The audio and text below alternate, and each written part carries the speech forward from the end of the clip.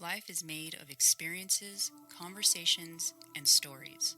You're not going to find these by laying back and letting Netflix, Hulu, and Disney program your reality. You got to get out there and experience life for yourself. You got to seek those experiences, join those conversations, and listen to those stories that tell a vision and Black Mirror devices don't want you to seek. Welcome to False Reality Check, a podcast where the only rule is you must be your real, authentic self. I'm Buffalo. And I'm Legs. Join our conversations as we learn about and break down the lies we've been sold. Laugh, cry, and think with us and our friends as we discuss how we can liberate ourselves from this false reality, one conversation at a time.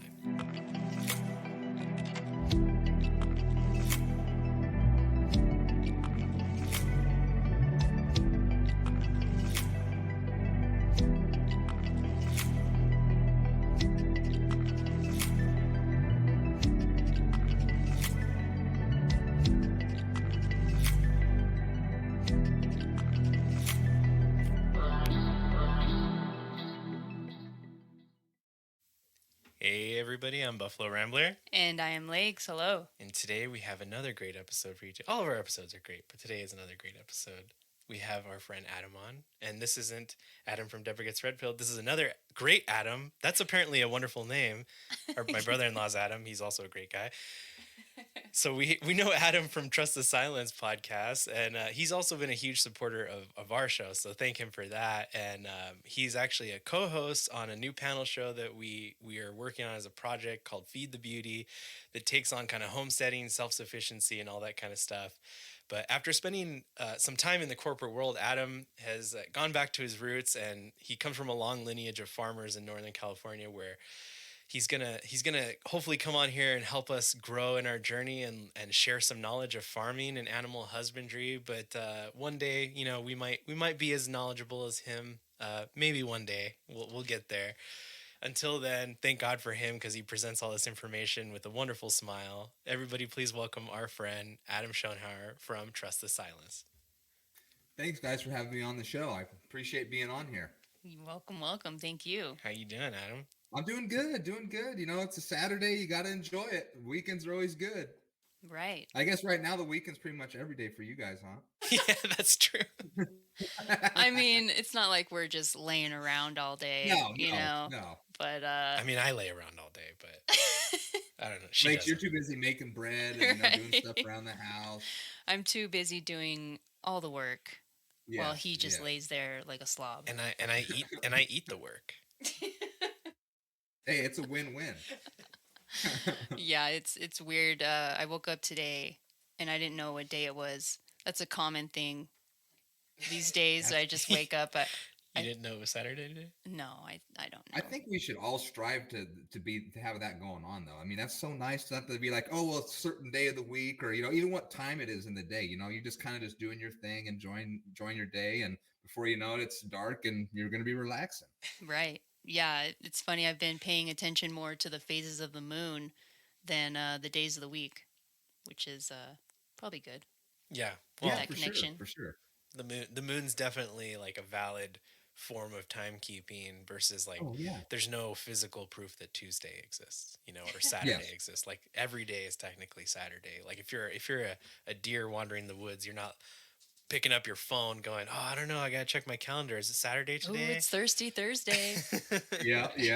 But it's like we're so programmed into that, like days of the week and like your time slots, like your 9-to-5 job. It's like you're just so programmed from a young age that's what it has to be. That like when you take a step back and realize like it doesn't really have to be that way. Like you can kind of set up your schedule how you want.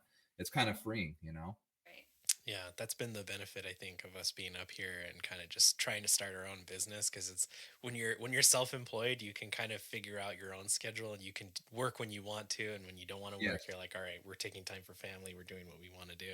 Yes. So that's been like a huge blessing, I know for sure. Yeah.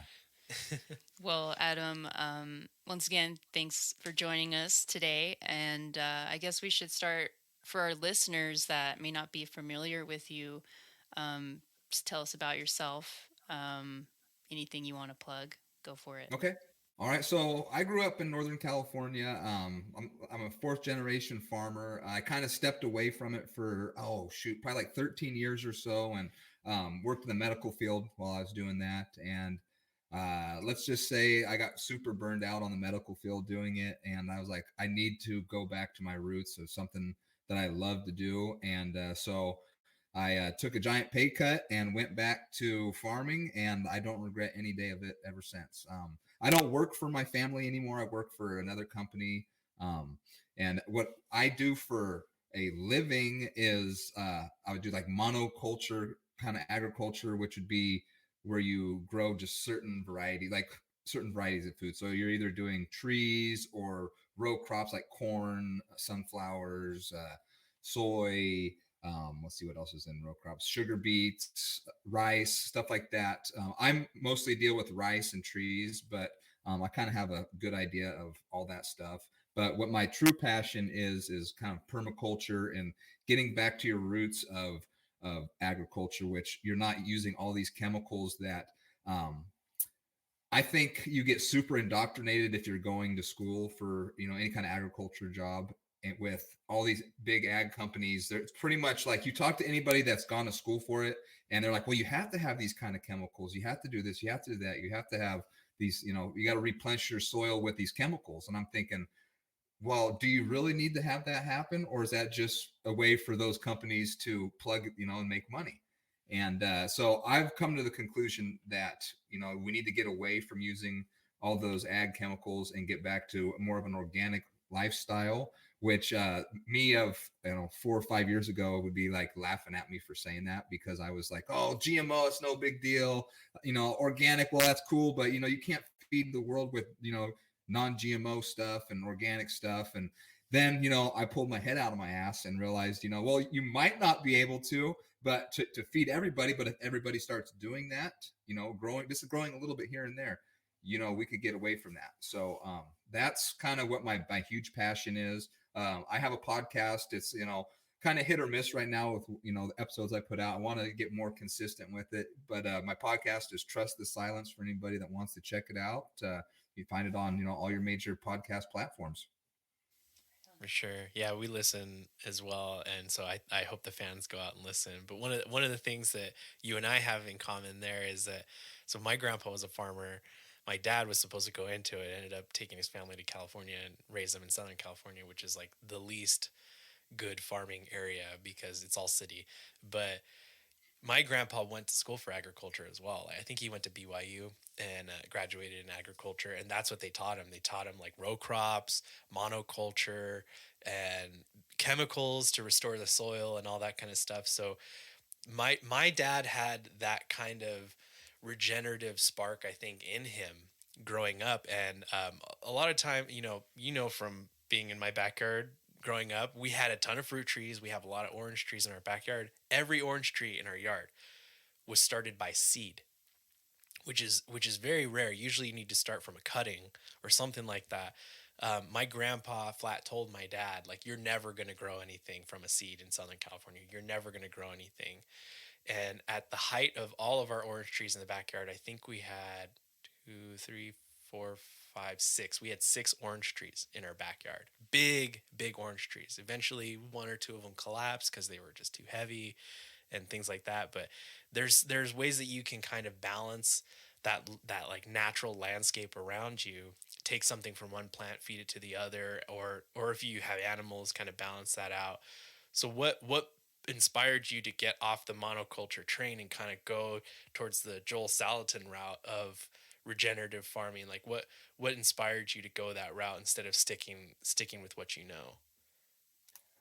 I don't know if there's like one big thing that made me decide like that I wanted to switch from the big ag industry aspect of it. I think it was just kind of a combination of little things here and there that I would read or see or just kind of have suspicions about. And I eventually just came to the conclusion that like it's not healthy. A lot of that stuff's like nutrient deficient. Any like the GMO seeds are super bad for you. I mean, anything you can just spray a ton of like glyphosate or what people call Roundup on it. I mean, that can't be good for you, and it doesn't kill it. I mean, there's something wrong with that, and I just feel like there's so many. It's like vegetables and food now that like are just nutrient lacking, and I think they're just fillers more than anything, so we don't get like all our vitamins and minerals and what we need to be healthy individuals through those from like buying from the store, unless you're buying organic and you know it's organic, because I think it's something like you only have to have a certain percentage of your crop that's organic to claim that it's organic. So and I think when you do that, you also contribute. Like if you're not getting your vitamins and minerals that you need to get, you're gonna be causing yourself to get some kind of issue. And what happens when you get that issue? You're gonna go to see a doctor, and what's that doctor gonna do? He's gonna prescribe you medication. And who's that? The whole like Bayer Monsanto thing. It's like problem solution. So you got Monsanto who's genetically modifying these crops, and you have Bayer who is coming out with the medicines that can help you with these issues. So it's a total like play for profit type of thing. And I just kind of, once I realized that, I was like, dude, there's just something wrong with that. And I think that we've been so conditioned to rely on going to the grocery store that we don't even know where our food comes from anymore. And like for myself, I would like to be like 80% self-sufficient with what I grow and raise. I know some people want to be like 100% off the grid. I don't think I could do that, to be honest with you. I like certain things. I like some modern stuff. I'd like to be like 80%, and that'd be great for me. But I can understand why some people want to be 100% off, and so I get it. But that's kind of my tale of not like one certain thing that led me to that path. This is kind of a combination of things. Right. And you said you work in rice monoculture and trees, right? Yes, yeah, almonds or almonds and walnuts. Okay, that's Yeah. cool. Yeah, those are pretty big in that part of California where you're Huge. from. Yes. Yes. I guess my question to you is, I'm curious just for myself, like give us like a rundown of a day in the life of a monoculture farmer. Um, yeah, because I'm not too familiar So, with it. so for me, like during like planting season or growing season, let's say, so usually growing season for rice starts in like mid-March. So you'll start working up all your ground. Usually you're doing it's pretty much like a big rototiller is what you're using. We call it a chisel. It's an implement you hook onto a back of a tractor, and you do that like 3 or 4 times, and then you come through and level your entire field, and then flood it. And then for rice, you fly on your seed. And then at that point, for me, my day is spent mostly going around and checking fields to make sure my water levels are good. And for the company I work for, I manage about like a little over 2,000 acres of rice for them. So that's pretty much what my day is spent doing during the growing season, is run around checking water, being in communication with other people to let them know, if we're ready for certain things, certain times of the year you have to spray, which always kind of irks me, but that's just the way it goes. And then about, let's say, the beginning of August, you usually shut your water off, and then you let your fields dry out and then you harvest about September-ish for rice. And then that's usually, depending on how many acres you're growing, it's going to take you a different amount of time. But my average day, I usually wake up, I would say, I usually get up I get up like at 4 a.m, and I'm into work usually by about 5:30, 6 o'clock. And depending on the day, I'm usually there until about 4 o'clock, 5 o'clock, I'd say. So it's a pretty long day. But also it's something I love to do. So it doesn't really bother me. There's obviously certain days that I'm like, fuck it, I wish I was not working the day. I wish I could just, go home and work in my yard, or, hang out with my dogs, or do something, or go on a bike ride, do something else. But, I'd say 95% of the time I enjoy what I'm doing. And the biggest thing that, is a thing that bothers me is my balance between that lifestyle, which I need to make money, and the lifestyle that I strive to do for myself. Because it's kind of a balancing act where, like, I know it's not the right way to do it, but it's like, try telling a bunch of farmers who have been doing monoculture for, generations on generations that, maybe we could try a different route, or you do this or do that.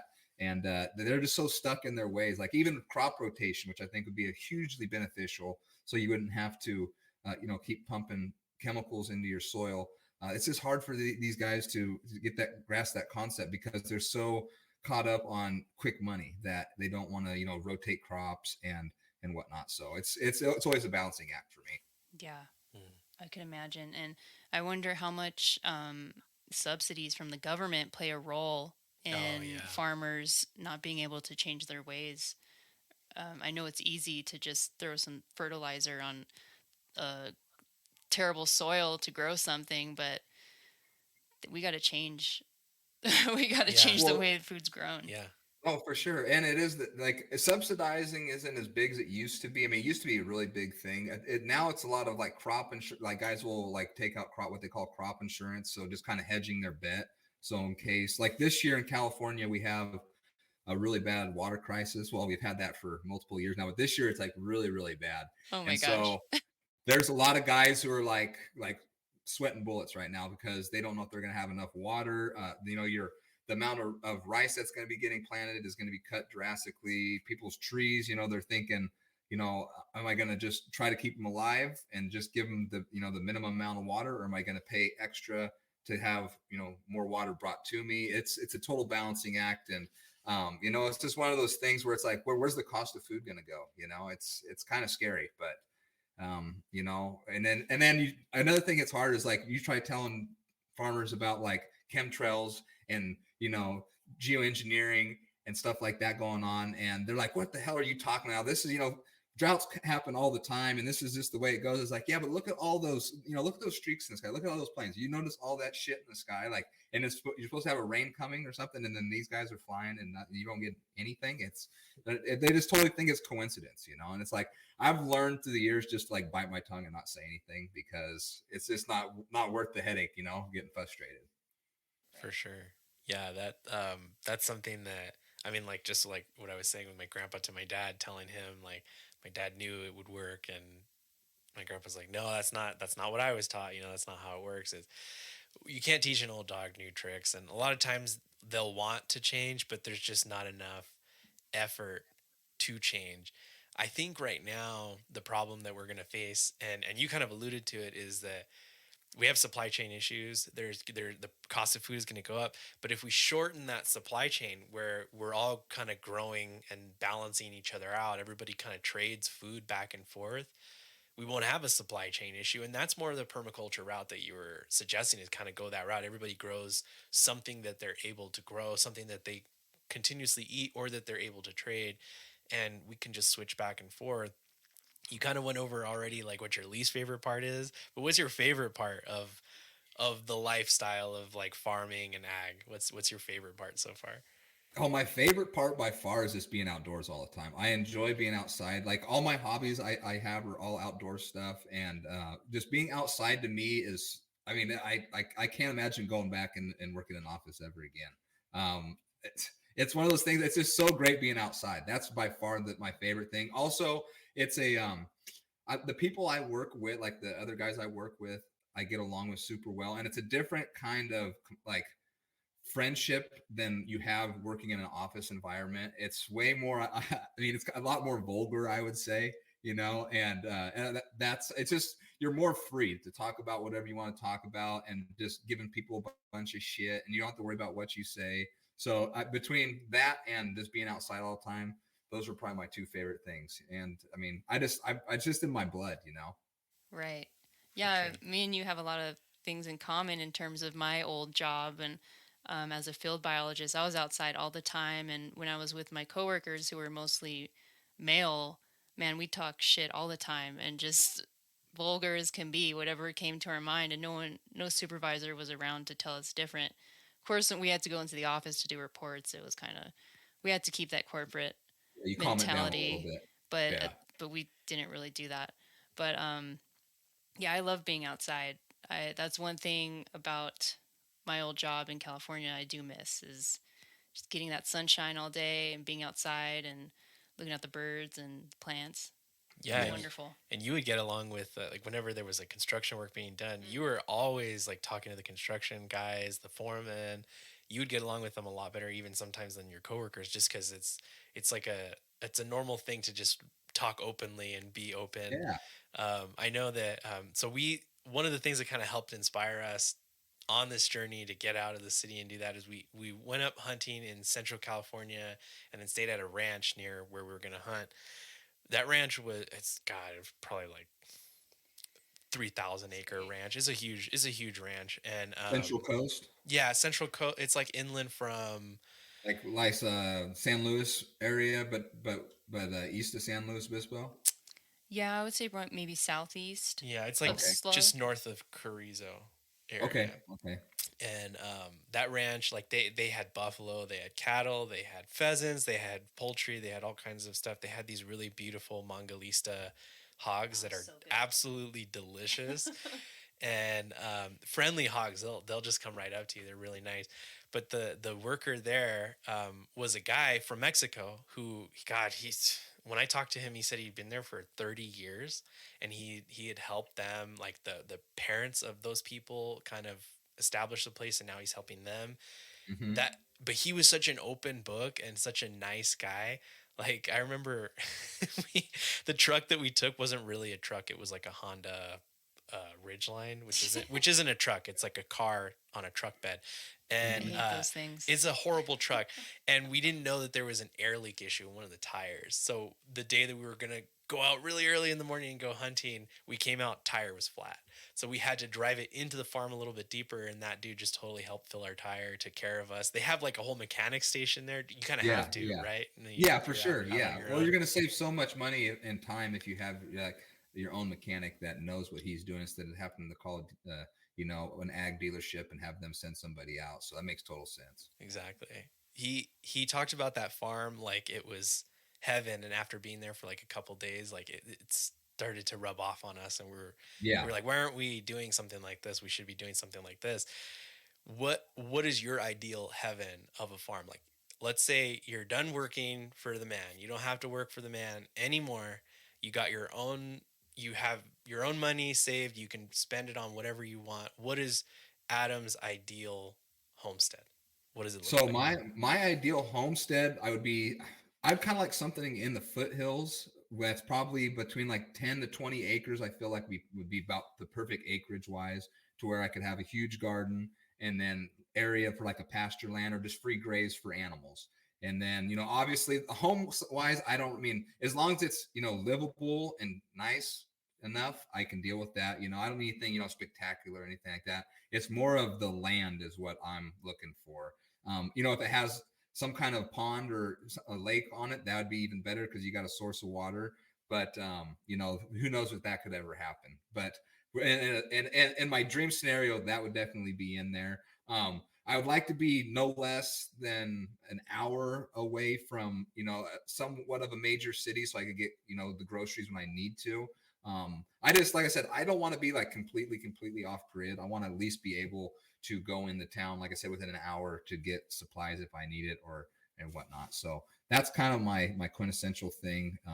Foothills would be kind of nice. California, like I love California. I've been here my entire life, and I think we have a very unique thing here as far as weather. But just everything else with California just sucks, I love it. I probably won't ever leave here, but if I left here, I would like to go to maybe like Wyoming or Montana, somewhere like that. Where the only thing that kind of makes me hesitant about those places, kind of like with where you guys are at, is being a California boy. I think like if it gets down like 35 degrees, which it will, I think that's freezing. I'm like, Jesus, this is cold. And my buddy who lives not too far from you guys, he'll call me and tell me what the temperature is, and I'm like, dude, how do you survive? He's like, I just put a couple extra layers of clothes on. You just don't think about it and you get used to it. So that'd be my biggest hesitation is the cold. I can deal with it. I just don't like it. Yeah. Yeah, it's so funny whenever I talk to my family and they ask me about how cold it is and I tell them, they're like, how do you function? Like, what do you do all day? And I'm like, just normal. You just throw on a couple extra layers and go outside. Good Just to go. that's all. You get used to it. You really do. Like initially it's hard the first few days, but I was outside barefoot, -9 degree temperature yesterday, so you just get used to it. She's a crazy person. I feel like the body like kind of conditions itself. You get acclimated to that. It just takes a little while for it to happen. I mean, I don't know about being barefoot when it's that cold. I mean, that seems like a good way to get frostbite. But Yeah, you're stronger than I. You know.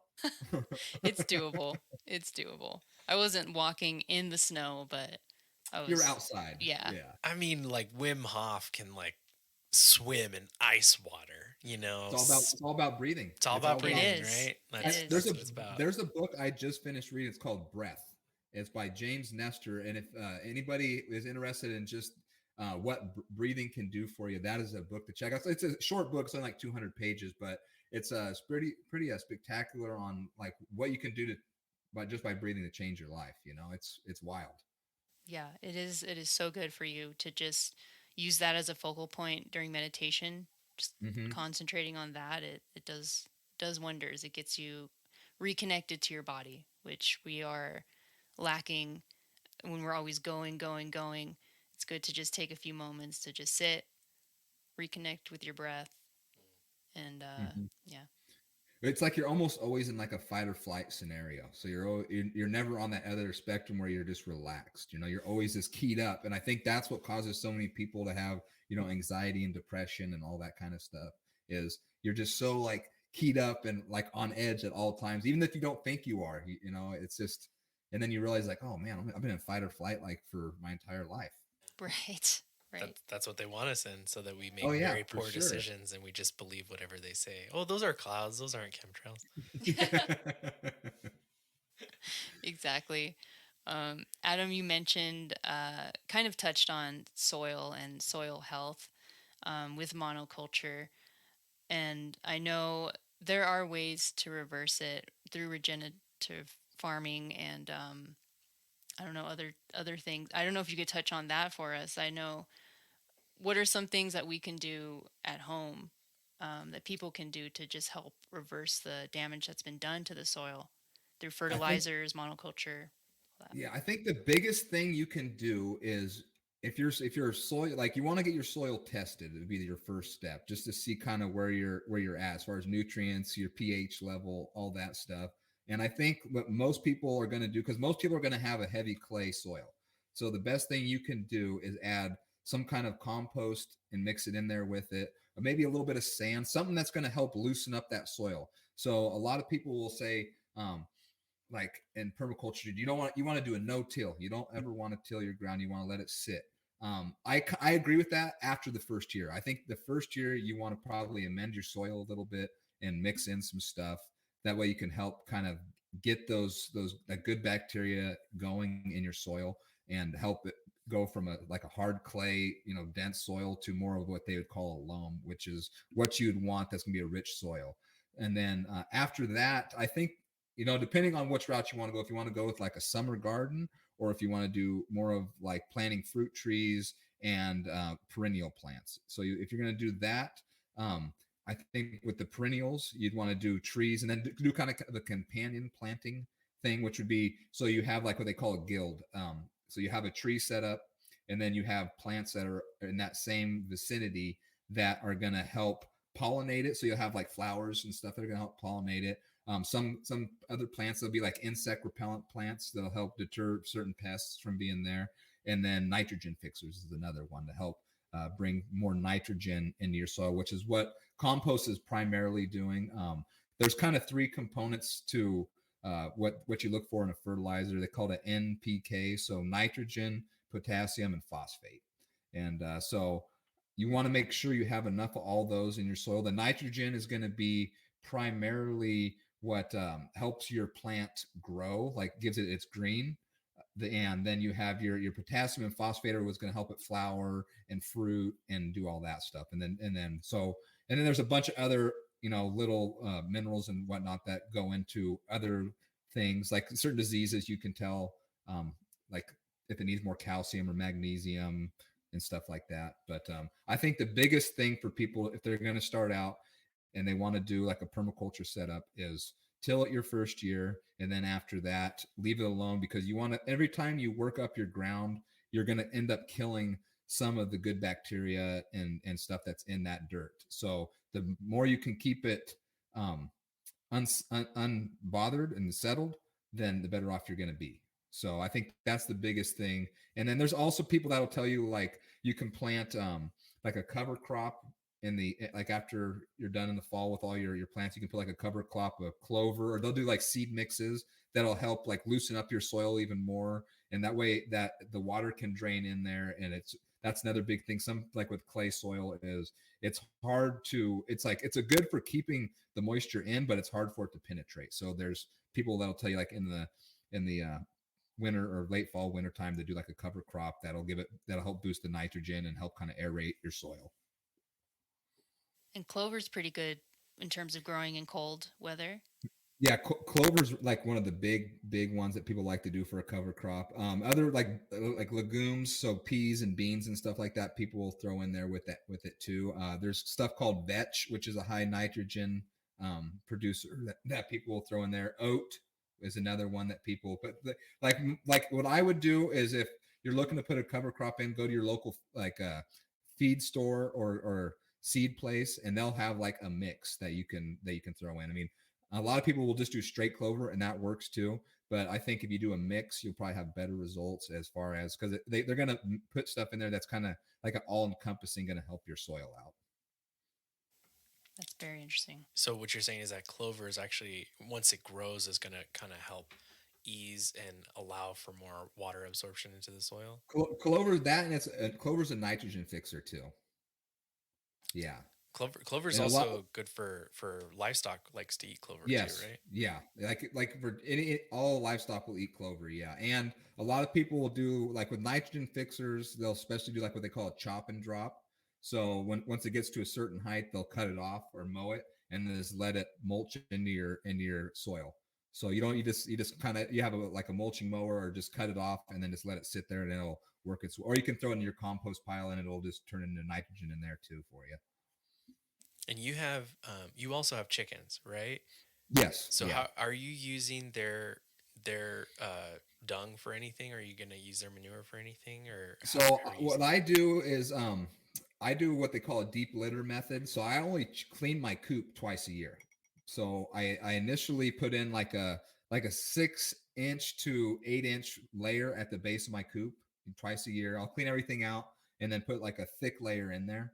And then like every week I'll just kind of throw some more like straw, or you can use like wood chips and throw that over just to kind of give it like a deodorizer layer, so it kind of soaks up that moisture. And then every 6 months I'll take that out and throw it into my compost pile and then let that kind of cook a little bit more, and then I'll eventually throw that into my garden. And I work that in, or I'll just put it on top of a top layer and then put mulch over the top of that. The chicken crap is really good to use. The only problem is you want to make sure you let it season. You want to let it sit for a while because it's so hot. It's got so much nitrogen in it that if you just like right out of a chicken's butt and you put it in your garden, it's going to burn your plants. It's just got too much nitrogen.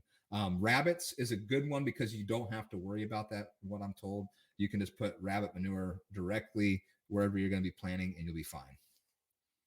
That's interesting. And chickens don't pee, they just poo, right? So the ammonia, if you have rabbits, would be a good balance for getting that ammonia, right? Well, chickens pee, but it all comes out like in the same it's just one big solid piece. Yeah, it's not like you can tell like if it's a pea poop or a solid one, you know.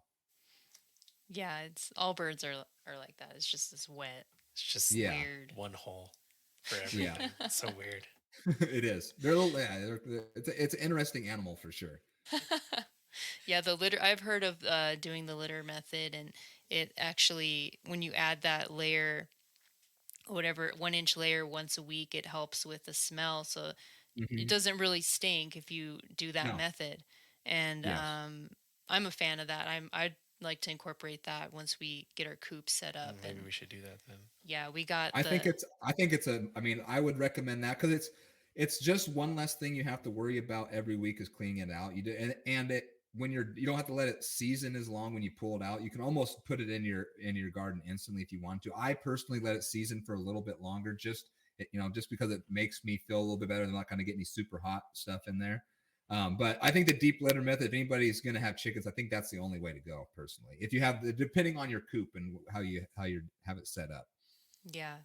The soil is everything on the homestead. I feel like Yes. it's and making sure it has the proper nutrients is everything, and having the chickens scratch at it. Um, Mm-hmm. Other animals, if you have pigs, they'll burrow in it. It's so important because people don't think about the health of the soil in monoculture crops, and Mm-hmm. that's getting we're eating that lettuce, we're eating that rice, and like you said, it's just like we're eating gray, it's just Mm-hmm. filler, there's nothing, no nutrient value whatsoever. Yeah. um, and by incorporating these things into your growth and your soil, it's going to help bring up that nutrient balance, which is key, really key. For Yes. sure. And I mean, even if people don't want to do like a summer garden or do like permaculture, I'd really like highly recommend just supporting your local farmers markets if you have them, because at least then you know where your food's coming from, and you're probably going to be better off as far as getting your nutrients with those than, even going to your Safeway or Rayleigh's or wherever you're going to get your groceries. And you're supporting local, growers. So, if you can at least do that. For sure. That's something we started to do before we left California. We stopped really getting produce from the grocery store and getting it just directly from the farmers at the farmers market.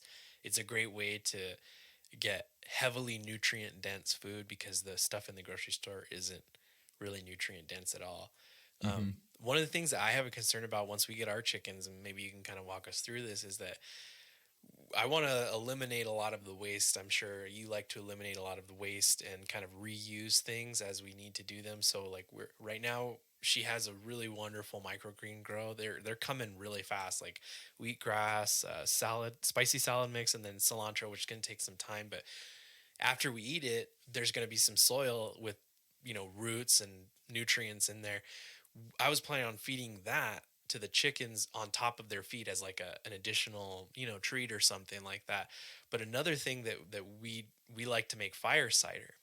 So can you give like remnants of fire cider, like peppers and onions, and feed that to your chickens as well, or is that mostly like a thing that you would feed to like a hog or something?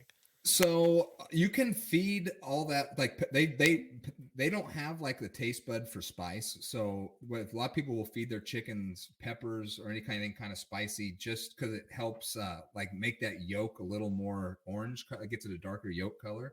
There's no problem with peppers, onions. It's kind of depending on who you ask. I feel like they say that they'll pass on that, like in their eggs, they'll kind of pass on that taste of the onion in their eggs at times. I haven't personally tasted that because I mean, I just kind of give them all my chicken scraps, everything except like avocado skin or like coffee grounds. Those are the only two things I really don't give them.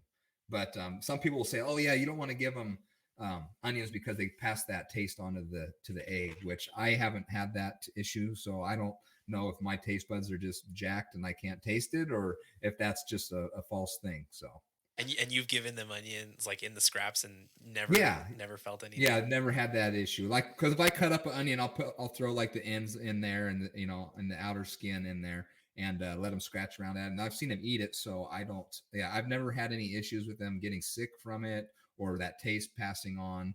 But I give them. I mean, my food waste is pretty minimal, and I throw all my coffee grounds in my compost pile. I even give my chickens the eggshells from the eggs. That's another one. Some people will be like, "Oh, you don't want to do that because then they're going to be, eating their own eggs eventually." And I've No. never had that issue. So, and it's a good way to give them a little extra calcium. So, Yeah, that is a good idea. And this lady, we went to the feed store the other day just to do some pricing on things, and she was saying oyster shells also help with calcium. yes, But if we can just feed them the yeah, shell, go they'll ahead. sell crushed oyster shells too. I give them that as well, if depending on the feed. Cause I kind of go back and forth. Like when you guys were talking with Adam about their him and Emily's chickens, and about how they do the fermentation method. I started doing that, and so I go back and forth between doing that and buying feeder pellets. So I usually will always have feeder pellets available for them, so that I make sure that they get all their nutrients. But I also will start fermenting my grains and kind of doing a rotation, testing it out. I'm interested for the summer because it gets so much hotter here than it does, in Oregon where Adam's at. That I'm wondering if maybe I should do like a 2-day fermentation instead of a 3-day, just because it gets so much warmer here that I think it might ferment a little bit faster. But I think that that fermentation way is the way to go, because I mean, you got to think if you're keeping your chicken's gut health to where it should be by fermenting it, it's going to help, prevent any kind of illnesses and whatnot that they can get from having, a bad gut. And chickens, unfortunately, they're a pretty tough animal, but when they get sick, they can be super hard to nurse back to health. So just be prepared. If you're going to get chickens, you're going to lose some. I mean, it's just the way it goes, but it's just the way it is. And so what is your spacing like in terms of like how many coops do you have? How many chickens do you have? And then what is the area that they roam in? What does that their run look like? So right now, I think I have like 25 chickens. I had at the peak of last summer, I had like 35. And my coop is an 8x8 coop. And I have two different size runs. So I have one run that's probably I would say 100 feet by 50 feet. And then I have a gate that opens up from that. And usually when I let them out of their coop in the morning, I'll initially kind of let them run around in that area, just because being out in rural California, there's coyotes and raccoons and possums and stuff running around, and they like to jack birds. So I usually, until like it's a little later in the morning, then I'll open up that gate and I let them just free range throughout the orchard. They go to my neighbors, they go across the street and whatnot. So they kind of have free range to go wherever they want. That's another thing. Like, everybody says something a little different on how much space you want per bird. It's just, I would err on the side of a little more space than less space, just because it's gonna be more beneficial for the bird. But I mean, for me, I have so much room for them to run around that I don't really worry. And they're only in the coop at night, so 8x8's plenty big. And then I'm in the process right now building a new coop that's even bigger, and a little bit more to what I want, a little more secure area. So that's one of my spring summer projects, is to get that done. Nice. Yeah, we have a brooder house in the back that's very old. I think we're just going to tear that down and either build our own coops or buy some of those prefabricated chicken coops that they have at the farm stores. Um, but I think in terms of room, we'll be okay. As long as we don't have like 100 birds, I think we'll be fine. Dude, Yeah. chicken math's gonna happen. I'm telling you. You're gonna say you're gonna start out with like 12 or 6, and you're like, well, we'll get a couple more. We'll get a couple more, and then you'll have people like, oh, do you want my chickens? And you'll be like, sure, why not? And then before you know it, you'll have 35. Oh shit. Yeah, I think we're aiming for to start with 30. What was it? Okay. Was it 30 or was it 25. 25? I thought. I'm already increasing our Well, number. it might have been 30 because if we were including the meat birds in that number. Yeah, half Yeah. are going to be meat birds, half are going to Okay. be layers. Is So what with we're the doing. meat birds, you could do what they call like a chicken tractor, where you could set up like it's a PVC rectangle, and then you put that chicken wire around it, and you'll have like a tin roof over the top, and then that way you can move that. If you have like a pasture area, you can move that around, and they can just kind of feed off the grass. And because I think depending on the meat birds you're going with, they can range from anywhere from taking like 8 to 10 weeks to get the size, or up to 6 months, 8 months, depending on the birds you're going for. Right. Yeah, I think we were looking at red rangers for meat birds. Yeah. We were going to do the I Cornish cross because that's like the normal Cornish cross is the regular thing, but they can have the leg problems. They grow too Yeah. fast. So Yeah, I would go with the Red Rangers, just because I don't know, to me, like I like the idea of the Cornish crosses because you can get them done so fast, but then like that's the old me thinking, fast is better, and the new me's thinking like something shouldn't be able to go from chick to wait to kill in 8 weeks. Right. So I think and from what I've never done meat birds. That's something that I want to do soon. But I've heard that the flavor of the Red Rangers is better than the Cornish crosses. So Good to know. the fat is yellow. I know that Yeah. on the red rangers. So that's the difference between the Cornish cross that has like clear kind of fat. Fuck yeah. I'm so yeah, that's the way excited. to go. Yeah. And then I about your guys' coop, if you have the time to do it, I would build it yourself, because you're eventually going to want to build it yourself anyways. And the prefabbed ones are nice. They're just for what you're going to pay for it. I think you're better off just building your own. If you have an idea of what you want to do, that's what I would do. Go. My major concern. So I'm fairly handy when I have the right tools, which luckily we do have the right tools here. We have got the saws, everything, all that kind of stuff. I'm fairly handy. I can figure it out. My thing is I'm terrible with. I don't design well, so I'll need like a coop design.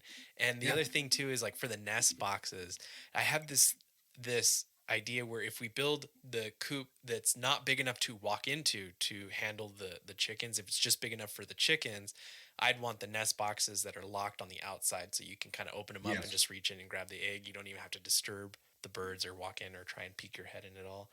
So they do make nest boxes already pre-made. I could prefab a coop and then attach them. What would you recommend then in that case? So I built my coop, and then mine's a walk-in though, and I just for my nesting boxes I went to Tractor Supply and bought prefab nesting boxes. So I go inside. If you want to do it to where you have a flap outside and you can just give them from the outside, you'll probably want to design that. I mean, they make them where you can add them onto your coop, but yeah, for me personally, I just bought prefabbed ones but mine's a walk-in, so that makes a huge difference on your design, on how big area you have for them and if you can get in there or not, because you don't want to be crawling in there and trying to gather eggs. You want to make it convenient for you too. Right.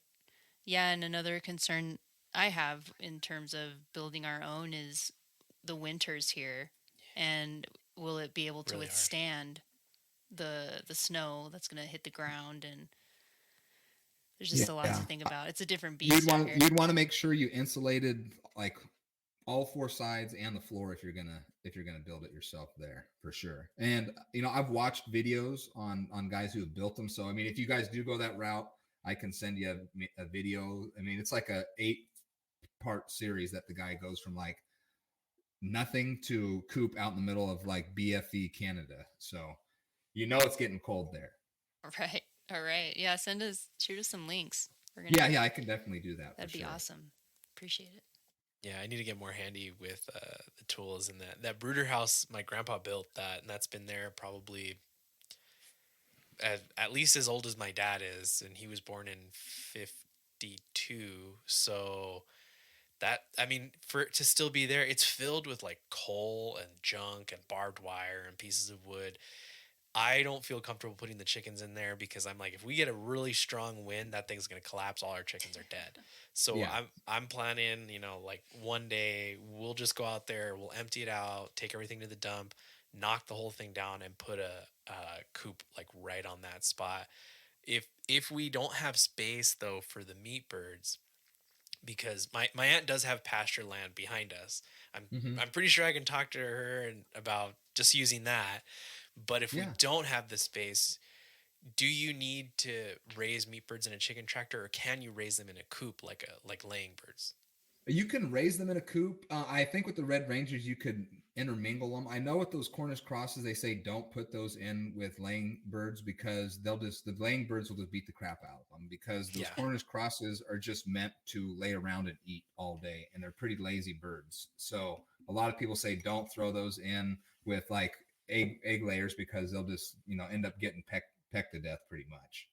But I think with the Red Rangers, you could intermingle and it'd probably be fine, because they're more of like a free range bird anyways. For sure. That's good to know. Yeah, it's I'm hoping to just be at the level where we could just let them out, let them roam all day, and then they'll go back. That's just what they do. You just let them out in the morning, they run around, and then they know to go back at night. Yeah, they go, like, I've never had an issue with mine going back into the coop. Once I establish the coop and they know where it's at, it's just instinctual. As soon as it's like within 15 minutes of getting dark, they're gonna all be on their roosting bar chilling. That's awesome. Yeah. So you didn't have to like teach them that at all. They just knew to go. No. Yeah, they just knew. Yeah. I'm glad, because I pictured him just sitting on the roosting bar in the coop with like a flute, just like calling them in.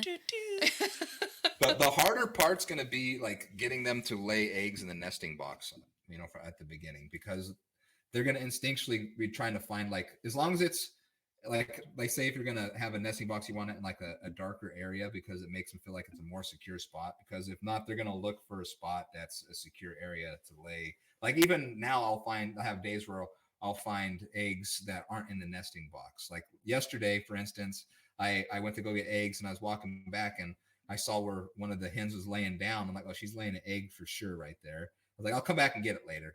And so I came out later in the evening and there was 10 eggs that were there. So I don't know. She'd been laying for like 10 days in that same spot. I'm like, oh my God, how did I Oh not my notice that God. spot? So you have But to so you have to make it the nest box enticing for them. I've yeah, heard you want I've it in like a dark area where they can kind of get off the ground a little bit. And I mean, once they see one bird going in there, they'll all start wanting like and another thing with chickens is they all want to go to the same nesting box. Like even if you have like 4 or 5 boxes, like for you guys, for if you're gonna get 25 to 30 birds, you'll probably want at least like 5 or 6 nesting boxes, I would say. But just to be on the safe side. But a lot of times you'll hear them squawking out there, trying to get the hen that's in the nesting box to get out because they want to go into that box. Like I don't know how many times I went out there and like there's 3 or 4 empty boxes, I can see them, and the hen that's in the nesting box is getting squawked at by the other one. And it's like, come on, like there's a box over there, but they want to go to the same spot. So what are you gonna do? That's so funny. They fight just like people. It's Oh ridiculous. yeah, oh yeah. And then if you guys get roosters, just be prepared that it's gonna get a little rapey out there. That's I'm just, I okay. mean, We're counting on it getting a little rapey. yeah. We would I mean, like to have more chickens gets for free. it gets a little violent. Like I have 2 roosters, and they say I think you want like if you're gonna get roosters, like more than one, you want like for every 12 hens, you want a rooster. If you have any less than that, any less than 12 hens, the roosters are gonna start kind of getting into altercations. But I have a rooster, and that's he's a cochin, which is a big bird. He's like 14 pounds. He's got those feather feet, but he is like the most aggressive bird I've ever seen in my life. And it's like I'll go out there and he's like chasing hens around the yard, and I'm like, dude, and he pins them down. I mean, it's just what they do. But it's like if somebody like walked up on that and saw the human doing that, they'd be getting arrested for some serious shit. Oh man, rapey chickens. It's rapey. It's That is rapey. crazy. We need them to rape a little because we're gonna breed Yeah. them. We're gonna make more chicken. I'd like to get a rooster of a red ranger so that we get more meat birds as we go. That would That'd be be nice. the ticket. If you can do that, and if you can get a hen that goes broody, which is that she wants it to sit on the eggs, that's a game changer because she's going to take care of those chicks even after she hatches them, and it's so much better than having to incubate your eggs and then putting them under a light, which that works. I've never had a problem doing that, but I've also had broody hens that'll sit on a clutch and then hatch the eggs, and they just teach the bird to what it needs to do where it's a healthier chick. I feel like they have a more of a success rate, and you don't deal with what Lanny was saying with the pasty butt. You don't deal with that. You don't deal with all sorts of different things. It's just so much more convenient if you do have a broody hen. But that also depends on the type of chickens you're going with. There's some breeds that it's kind of been bred out of them to be broody. So like I said, it just depends on the breed you're going for. Yeah, and I'm pretty sure the breeds we chose, a lot of them are broody. Like we made sure to look for that quality Yes, in I them. think it's a good one to go with. Yeah. Especially with that many birds, you're not as worried about egg production because you're going to have so many eggs anyways. That you're like, all right, if you're not like one of the bigger egg producers, at least you have other qualities that are going to be beneficial. Right. Exactly. Yeah. I think actually I want to say it was one of the Orpingtons that you looked at there because the catalog we looked at they have several different types of Orpingtons, but the one that we looked at it specifically said this is a broody bird. Like if you need a Yeah, bird to raise other birds, get this bird. This is the one. yeah. That you need But to get. buff Orpingtons are super broody. Yeah, and the another one that's really broody are the Americanas or Easter eggers are really broody birds. Morans are pretty broody. I think pretty much all the ones I have are fairly broody except for the Leghorns, and then my Rhode Island Reds aren't very broody either. But my Leghorns are also my best producers. They like an egg a day and a big one, a big white egg every day. Dang. That's that's what I look forward to, is like having so many eggs that we're like, all right, what are we gonna eat for dinner today? I guess it's egg salad. What are we gonna have for the morning? I guess it's eggs. I give away so many eggs. That's unbelievable. Like I'm everybody's favorite egg man around here. It's like all my friends, family, coworkers. It's like whenever they need eggs, like, hey, just hit me up because I have more eggs than I know. Like the other day, I looked in my kitchen and I had, I think, 9 dozen sitting on the counter. And I'm like, all right, I need to like pawn these off on people quick. Fuck yeah. That Because is right now I'm Damn. getting like 13 eggs a day, which is pretty good. that is the problems we need to have. Yeah. Oh, for sure. For sure. Or trade them. Another thing you can do is start trading them for other stuff. Or like I'll tell people, I'll give you the eggs for egg cartons. Give me 2 egg cartons for a dozen eggs. We're good. Because that's That's a the good thing. deal. I hate having to go to like the feed store to get egg cartons. It's like to me it's just a pain in the ass. I don't want to have to deal with that. Yeah, we've been saving egg cartons this whole time we've been here. And Smart. when we do give, or I should say sell our eggs, we'll be like, bring back the carton and I forgot what we said we were going to do. It was gonna be $3 if you bring your own carton. Otherwise, it's $4 if you're taking our Yep. carton. If you bring it That's back, what it'll be $3. Yeah. That's what a lot of people do. Well, they'll like $1 off per carton if you bring it back. Yeah, which is kind of incentivizes people to bring their cartons back, so that way you Yeah. don't have to. Because I think they're like 60 cents a carton, which so they're not like super cheap if you start thinking about like how many cartons you're going to go through. Yeah, and then just having tons and tons of eggs. I remember when before my brother's chickens were murdered by coyotes, he he had, I want to say he had like 7 or 8 birds, and he said he was eating like probably like 10, 12 eggs a day. Bomb. Yeah. That is such good Wow. protein. Yeah, for sure. I'm And looking it's just forward. like once you go to like free range eggs, it's so hard to go back to like store bought. Just it's just it's a game changer. It's like anything else that you like that like whether you buy like a half a steer, and you get like a grass fed steer compared to what you're getting from the grocery store. It's like totally different meat or hogs or like your chickens you're gonna raise.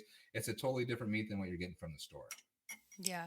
Have you noticed? I haven't noticed an increase in egg prices in the store. Not in egg prices. Meat prices, I have seen some Yeah. meat prices go up. Yeah. Okay. Yeah.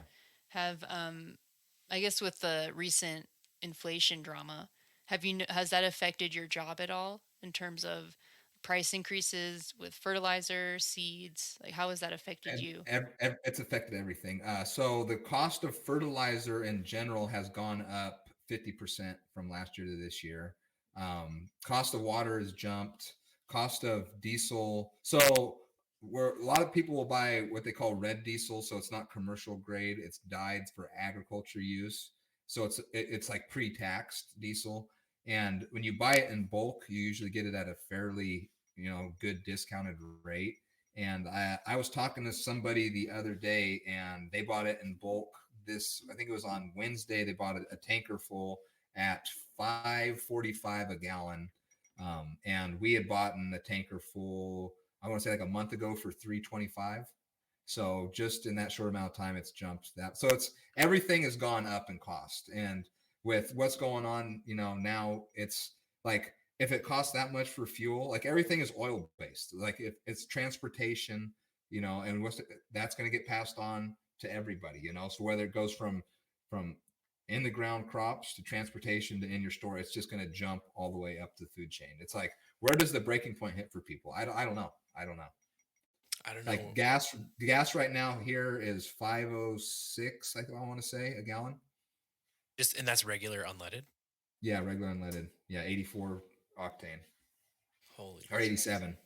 Yeah, we went out the other day in the morning. We saw the gas at like it was three something, like in the early $3 range, and then Like 330 or something. later that day it was like 3.99, and then the next day it was like four something. Yeah. So it's just gone up just crazy amounts. And then like you said, there's gas. It's a petroleum system, and the thing is, we don't even realize, like, yeah, it's petroleum in terms of transportation. It's petroleum in terms of goods. Like fertilizers Yeah, are everything. petroleum based. Like all Yeah, that stuff. A lot of our food products are petroleum based products, and yeah. it's What's your food wrapped in petroleum based products? yeah, everything's going up. This is Yeah. I think this is the right time why people need to start growing kind of on their Yes. own and do their own thing. Are you able to have you started your summer garden, your spring garden yet or So I have my soils all worked up. Actually, I'll probably start some seeds today, and so it's kind of I usually try to shoot for planting like around the 1st of May for my area, which is Zone 8. Um, just kind of like the soil to warm up a little bit more. I know a lot of people like to go like mid-April, but I don't feel like that first couple of weeks in April or the last couple of weeks in April, your soil's really not up to temp, so your plants aren't doing that much growing. So I always start them a little bit later. Um, but so yeah, I'm gonna start all my seeds, this weekend, and then I have like I've got everything all prepped out there, and then like really a lot of my stuff is all permaculture stuff now, so I don't really have to do much to it. I just kind of, just add some more compost to it, some more mulch layer to it. And then for like my summer garden area, I got it all worked up and I just need to start my seeds and go from there. So, Do you start your seeds indoors? yes. Yeah. I start them indoors. Yeah, I'm kind of debating on when I should start my seeds because from talking with the folks around here, snow isn't gonna leave the ground until like June. So Yeah. I'm just like that is so late into the growing season, but it is what it is. It's So going to dictate definitely what, because I think, well, depending on the plant and the seeds, it's going to, like, usually they say you want to do like 8 weeks, you want to plant your seeds 8 weeks prior to the last frost. So for you guys, that's going to be a little different than what it is for me. But yeah, like if they're saying snow on the ground until you said June, yeah. yeah, end you're of gonna have a April, yeah. late start. Yeah. Oh my gosh. But yeah, I have with the microgreen setup that we have in here, I'm gonna start the seeds there. There's some lamps that I was gonna use just to get them going, but Mm-hmm. it's gonna be a whole new adventure trying to grow out here compared to California. When this time of year, last year, I was already putting into the ground. It seemed. Mm-hmm. I don't know. It'll be interesting. I'm Yeah. scared. Yeah, in California you started them inside and Yeah. the only issue that we had because the weather's great, right? In Southern California, Mm-hmm. the weather's fantastic, but the only issue we had inside was fungus gnats. We got fungus gnats, That's right. and Yeah. they were annoying, but we handled the issue. We didn't spray anything. We handled the issue, and then once you put them out, that was an issue continually for a little bit, but then eventually they dissipated because we put other plants that were complementary. But you probably like by the end of June or July, you were already harvesting like one thing, like Yeah. getting going. And so now we're literally going to start at that time. It's Mm-hmm. going to be really hard. And starting the compost again. It's and keeping that during the winter. That'll be. Oh man. Yeah, how are we going to keep that I'm warm thinking too during the far ahead. I winter? need to stop. We're going to end up putting compost in the woodshed and stinking up the shed or something. Yeah. What you can do is get like get 3 pallets and kind of tie them together to where you have one open end, and then in the winter you could probably tarp it and then air it out when you can, because you probably don't want to. Depending on how hot it is, you don't want to cover it for too long because you're going to get it to where you might get a little combustible. Because like I'm sure with compost, especially if it's between anaerobic or aerobic. Um, you can get it to where you get some hot spots in there and start little mini fires. Like you can sometimes when you turn it, I'm sure you've noticed like where it's got like charred areas, it looks like. And you're Yeah, like, oh, we got a steam. little hot right there. Yeah, Crazy. we'll have to do the pallet. We already have one of the pallets. We can grab a couple other pallets and tie it together and do that. But my fear is like we'll cover it with a tarp and There'll be then snow everywhere. the snow will come and then if the compost isn't warm enough, it won't melt the snow that lands on top of it. If it Yeah. is, then it will melt the snow, but we'll have to see when we get there. Yeah. Hopefully the chickens kind of take care of a lot of our waste. Yeah, let's handle the That, chickens that's where first. the deep litter method's going to come in handy, because that way next spring you just pull all that out, let it season for a couple weeks, and then you're good to go. Exactly.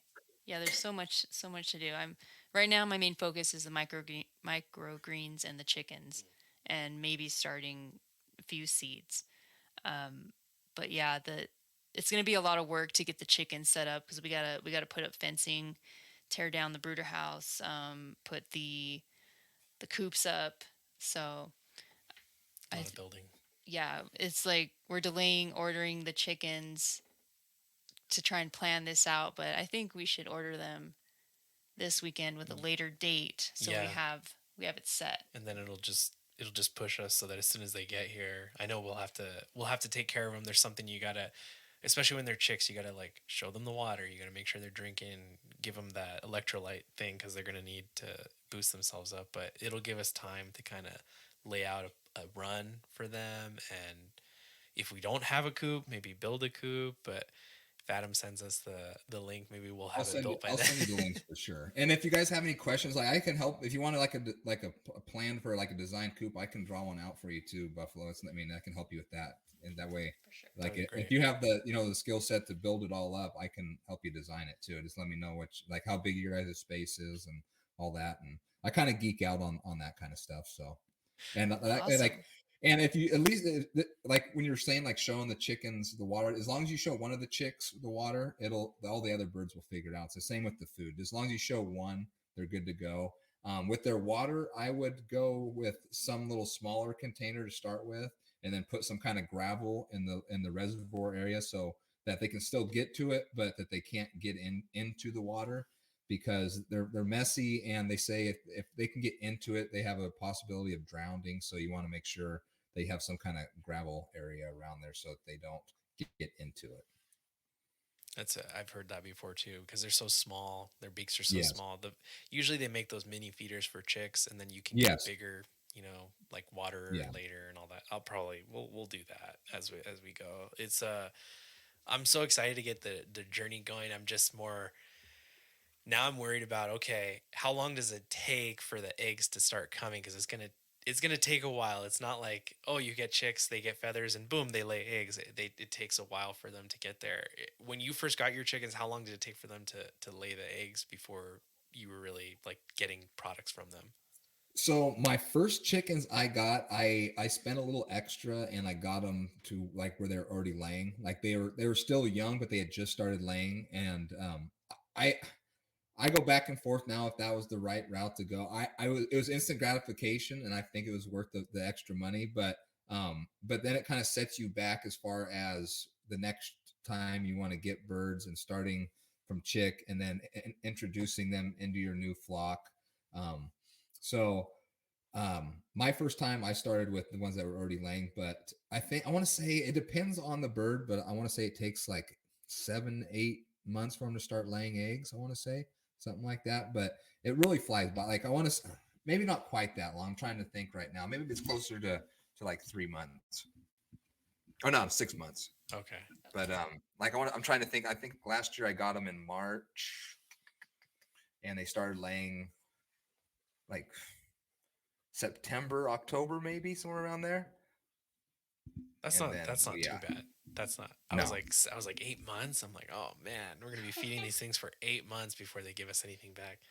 like it all depends on the breed. There's some breeds that are going to start laying earlier than others, and I'm sure like when you guys were doing all your research, it said like their average that they lay per year and all that stuff. Right. Yeah, it does. Okay. I mean, we have people we connect with where we can still get eggs until Yeah, ours come in, so no big deal. yeah. I just want our eggs. I Yeah. know.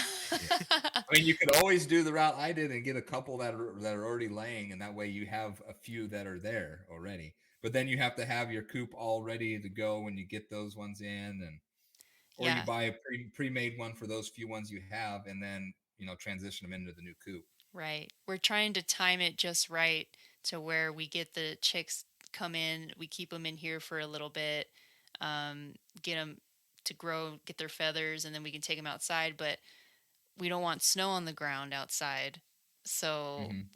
we're just trying to time it right. And I think I'm hoping by end of April the snow will be gone and we can Yeah. finally do what we need to do outside. But as of right now, it's kind of just this limbo. We could still get outside and do stuff, but as far as putting up fencing right now on the frozen ground, Oh, that's there's just no way. not it's not going Yeah. to No, it's not happen. gonna. Yeah. Yeah. Yeah. But we could start with the brooder house. Yeah, That's something we could do. yeah. We can start that. We'll line it up, and hopefully by the end of April, when they come in, we'll actually be able to do it. The I did think about going the route you suggested though, with like getting like an already laying bird. And we do have a Mhm. couple neighbors that are in the area that have pretty decent flocks. I'm sure they wouldn't mind selling a couple of birds to us. Mhm. But then I did realize, yeah, but that's not going to help if we want to raise them and actually breed chickens, especially the meat birds, because we're going to need that little start where they're chicks to really understand the process and get it going. And I'm fully expecting to lose birds. I'm fully expecting to, like, we'll get 25 birds. Hopefully all 25 survive, but if 20 survive, I'm pretty happy. You know, like Yeah. that's not too bad. I'm pretty sure my spirit animal, my red-tailed hawk that hangs out in the tree nearby, is going to end up taking one of them. I hope not, but there's a lot of So raptors in this area. yeah, when I first got them, I was super worried about raptors and them jacking my birds. And I to this day, I know of, I haven't lost one to a hawk or eagle or anything like that. I know a lot of people do. My biggest issue is with coyotes, and then yeah, I mean, and then my like if they get into where my dogs are, my dogs will end up getting them because they were super good about the chickens, like they'd intermingle with them really good. And then on Thanksgiving Day, I was watching my sister's dog because she was out of town, and I come back from Thanksgiving and I have two dead chickens in my yard. And I'm like, God damn it. I'm like, I was like, it's got to be my sister's dog because my two don't ever attack chickens ever. They walked around with them. They've been around them since they were, little chicks, and they're acclimated to them. And so I was like, has to be my sister's dog. And so after I chalked it up to that, oh, I lost two chickens because of the dog. And then like since then, I've lost a few more because they'll jump into the yard. And now my dogs have like the taste for like doing that. And so now it's like, all right, now I got to build another coop to where they can't get into the backyard. That's like my whole new step of building this new coop, is where I can avoid them getting into where the dogs are. Because I mean, I can't really blame the dogs. It's kind of instinctual, It's like, what are you going to do if a chicken's running around and you got a dog brain? I mean, that looks like fun.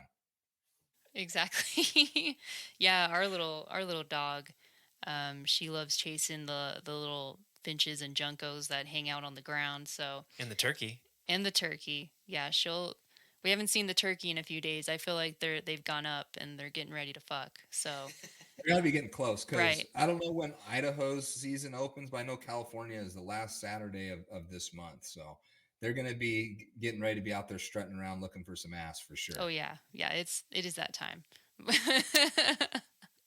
But yeah, I think she'll be good as long as you, from what I've heard and read, as long as you raise the chicks and have the dog there during that With you. process, Yeah. they'll be okay and they'll get acquainted to it. Yeah. For So sure. And she I'm And not she's gonna an lie. older dog too, right? She's Well, a little bit older. she's like 7, I she's think. yeah she's Yes. Yeah. Yeah. But she's small, and I'm like, a decent sized chicken will fuck her up. So I don't Yeah. think Yeah. she's gonna go after them. Like if we had a Great Pyrenees, it'd be Especially a different. rooster. right. Exactly. Yeah, rooster would totally annihilate her. Oh my god, I don't want to be. That reminds me. I That just reminds got an me. image. I had a cat that fucked up and killed a dog at one point in time. That Really? Yeah, it was we had a family member staying with us, a family member from Mexico coming and staying with us, and she went for a walk, and there was this loose dog, like a little Chihuahua dog, that like followed her home, and she just brought it into the backyard because she was like, oh, little dog, like whatever. Well, she didn't realize like we had an outdoor cat, and that cat fucking hates dogs, like hates dogs. I've seen this cat kill a possum. That's how fierce this cat is. Damn, This that's a cat savage cat. jumped on top of that dog and just started ripping that dog apart. The dog like ran out to the street, got hit by a car. And it turns out the person that hit the uh, dog was the owner of the dog. oh man, you can't make this up. Dude, I'm not even kidding. It was they hit the dog and they were out looking for the dog. They Oh my hit their God, own dog, that's and they didn't even get mad at us because they're like, "Oh, did you find it? Maybe were you gonna call us?" And we were like, "Yeah, we were gonna call yeah. you." And We had the it, phone in our hand. it just ran out, and you hit your dog. Sorry. And they luckily after they hit their own dog, it kind of got rid of the evidence that the cat fucked it. Yeah. Oh you my couldn't god. tell. Did the dog survive? No, that Aw. dog, they killed their own dog. But then So sad. the karma came back around because eventually my cat got old. My dog, my dad ran it over in the parking lot. He said by accident. He said he was pulling into the Karma's a parking lot, bitch. and then the cat like somehow just like ran into the tire, and he ran the cat over. And I was like, so That's then the pretty cat got ran suspect. over. Yeah, that's suspect right there. That is ridiculous. I know. It's just one of those things that happen. I love animals. They're so much fun. Oh They are. man. Wow, we've talked. I guess I wanted to pick your brain on what are your thoughts on the future of food security? And just because you're boots on the ground, you're part of that process with the monoculture. Do you see? I know we always say the time is now to start growing your food, to start your journey to self sufficiency more than ever because we're seeing increase in prices um, with gas and everything's petroleum based. So I don't know. What are your thoughts, just from your everyday experience, on food security and how people can prepare for the worst? I think it's a no-brainer to start producing your own food because way I see it is, especially with like California and how much food California grows and the water issues we're having here, it's going to get to a point where the cost of going to the grocery, like let's say what you buy for $100 now is going to be like 150 before you know it. Before you know it, from that, it's going to jump to $200, and you're going to be getting the same amount of food you were getting for 100. That might just be the pessimist in me talking, but that's what I see with the way that prices are going right now and the cost of what it is to grow in big agriculture settings. I just feel like if nothing changes as far as where the direction it's going, that it's going to be super expensive for you to go to the grocery store. And why not take that initial investment and instead of, think ahead right now, and instead of, going to the grocery store, with like, start a little small garden. Like, let's say you just wanted to do like a salsa garden at first or herb garden or something like that, just to kind of dip your toes in it, see if it's for you. And if it's not for you, start thinking about going and looking on like Craigslist, or if you go to your farmer's market, look for local sources to where you can go to make relationships with those people so that, if the time comes where you need to find food, you have those, places that you can go and talk to those people. Cause to me, I think you're better off prepping for that, worst case scenario than to bury your head in the sand and like, oh, everything will work its way out. The prices will go back down. Um, I just don't see that happening anytime soon. So it's like, in a way, it's like firearms. It's better to have it going and not need it than to need it and not have it. Because Yeah. once you need the food, it's harder to grow it. It takes longer time. Might as well just start now. Yeah, or get a couple buy a couple fruit trees, of certain, like if you, let's say you really like peaches, grab a couple peach trees, put them in your yard, or take away some of that landscape that's non-edible for you, and you can convert that into an area where you're going to be producing food on, a small scale, but at least it's something, that you like, apple trees, apricots, whatever it is that you like, just get a couple trees or perennial plants that are edible plants, stuff like that. And I think it's going to be beneficial for people. What, in your opinion, is the easiest crop to grow to start with that people can start on? The easiest route to go, herbs are pretty easy route to go. I feel like tomatoes, or any kind of, like, if the easiest route to go, I'd say if you're going to start gardening, is buy starter plants.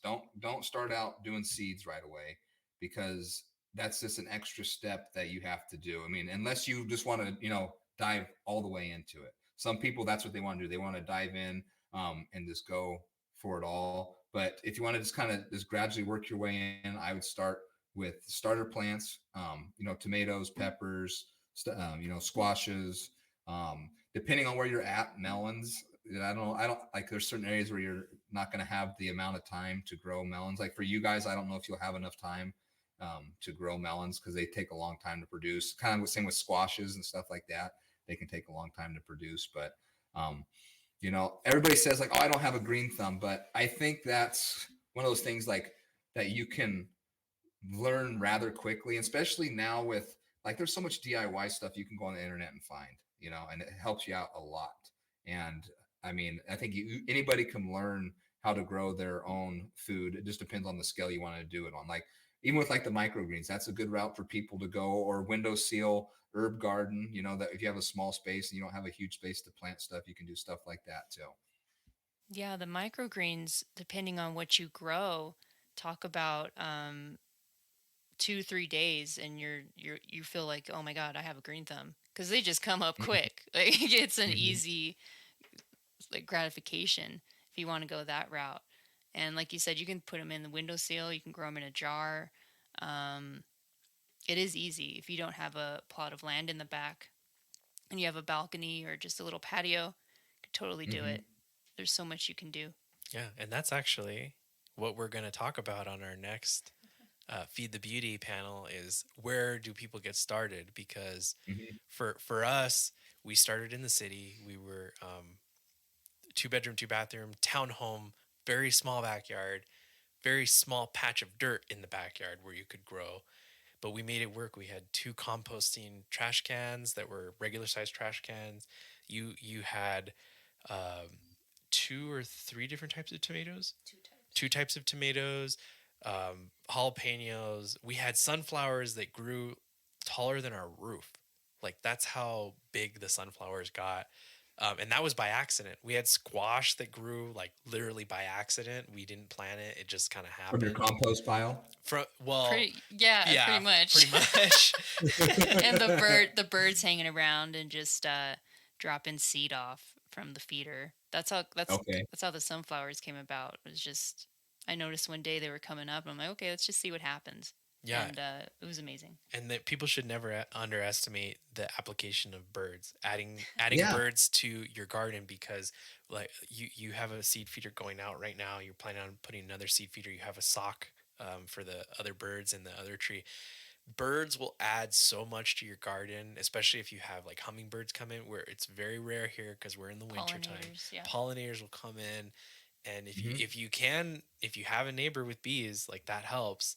But you just got to start. Like that's the whole thing. You have to start somewhere. So like start little. I like your idea, Adam, of starting with cuttings. I don't have a green thumb. She has a green thumb. She can start from seed and go wild. I have to start, like I need to see a product a little bit before I start. So for me, like someone like me getting a starter tomato is like perfect, because that Mm-hmm. you'll feed it, you'll see it grow as the flowers come in. You know, you get it fertilized, and you'll have a couple of tomatoes off in the first season. I need something like that. I am like an impatient person, so I think if you're an impatient person like me, that's a great way to start. Or if you really like to get detailed and dive in, she's super detailed. She starts from seed and it ends up working really well. But I think you inherited that green thumb from your grandparents. I did. Well, I also think too, like with like starter plants, you're not going to have as big a variety. So if you're one of those people like I am, who I kind of like geek out on like different varieties of things. Like I want to see like the cool heirloom tomatoes and certain things where you can't. It's hard to find those in starters. So I just order the seed so I know what I'm getting. I get it from a reputable source. So that's the benefit of seed is you're going to be able to have a bigger variety. You can kind of have more pick and choose what you want. Starters is you're not going to have to do that initial starting of the plant, which is kind of can be overwhelming for people because they don't know where to start with that. Yeah, germination is, it can take such a while depending on the type of plant. Like I know for ours, and I didn't do it. I was watching you do it, but cilantro takes so much longer than tomatoes. And if you do not sit and wait and be patient, you could kill your plant thinking that I'm not giving it enough water, or it has too much water. Mm-hmm. There's certain things about the plant that if you don't know going in, it makes it like an impatient person like me get super duper annoyed. And I know when the tomato, like you had 2 full tomato plants, like just blooming, going crazy with tons of stuff, and our cilantro was just sitting there like, come on, bring it on. And it always bolted, never came through.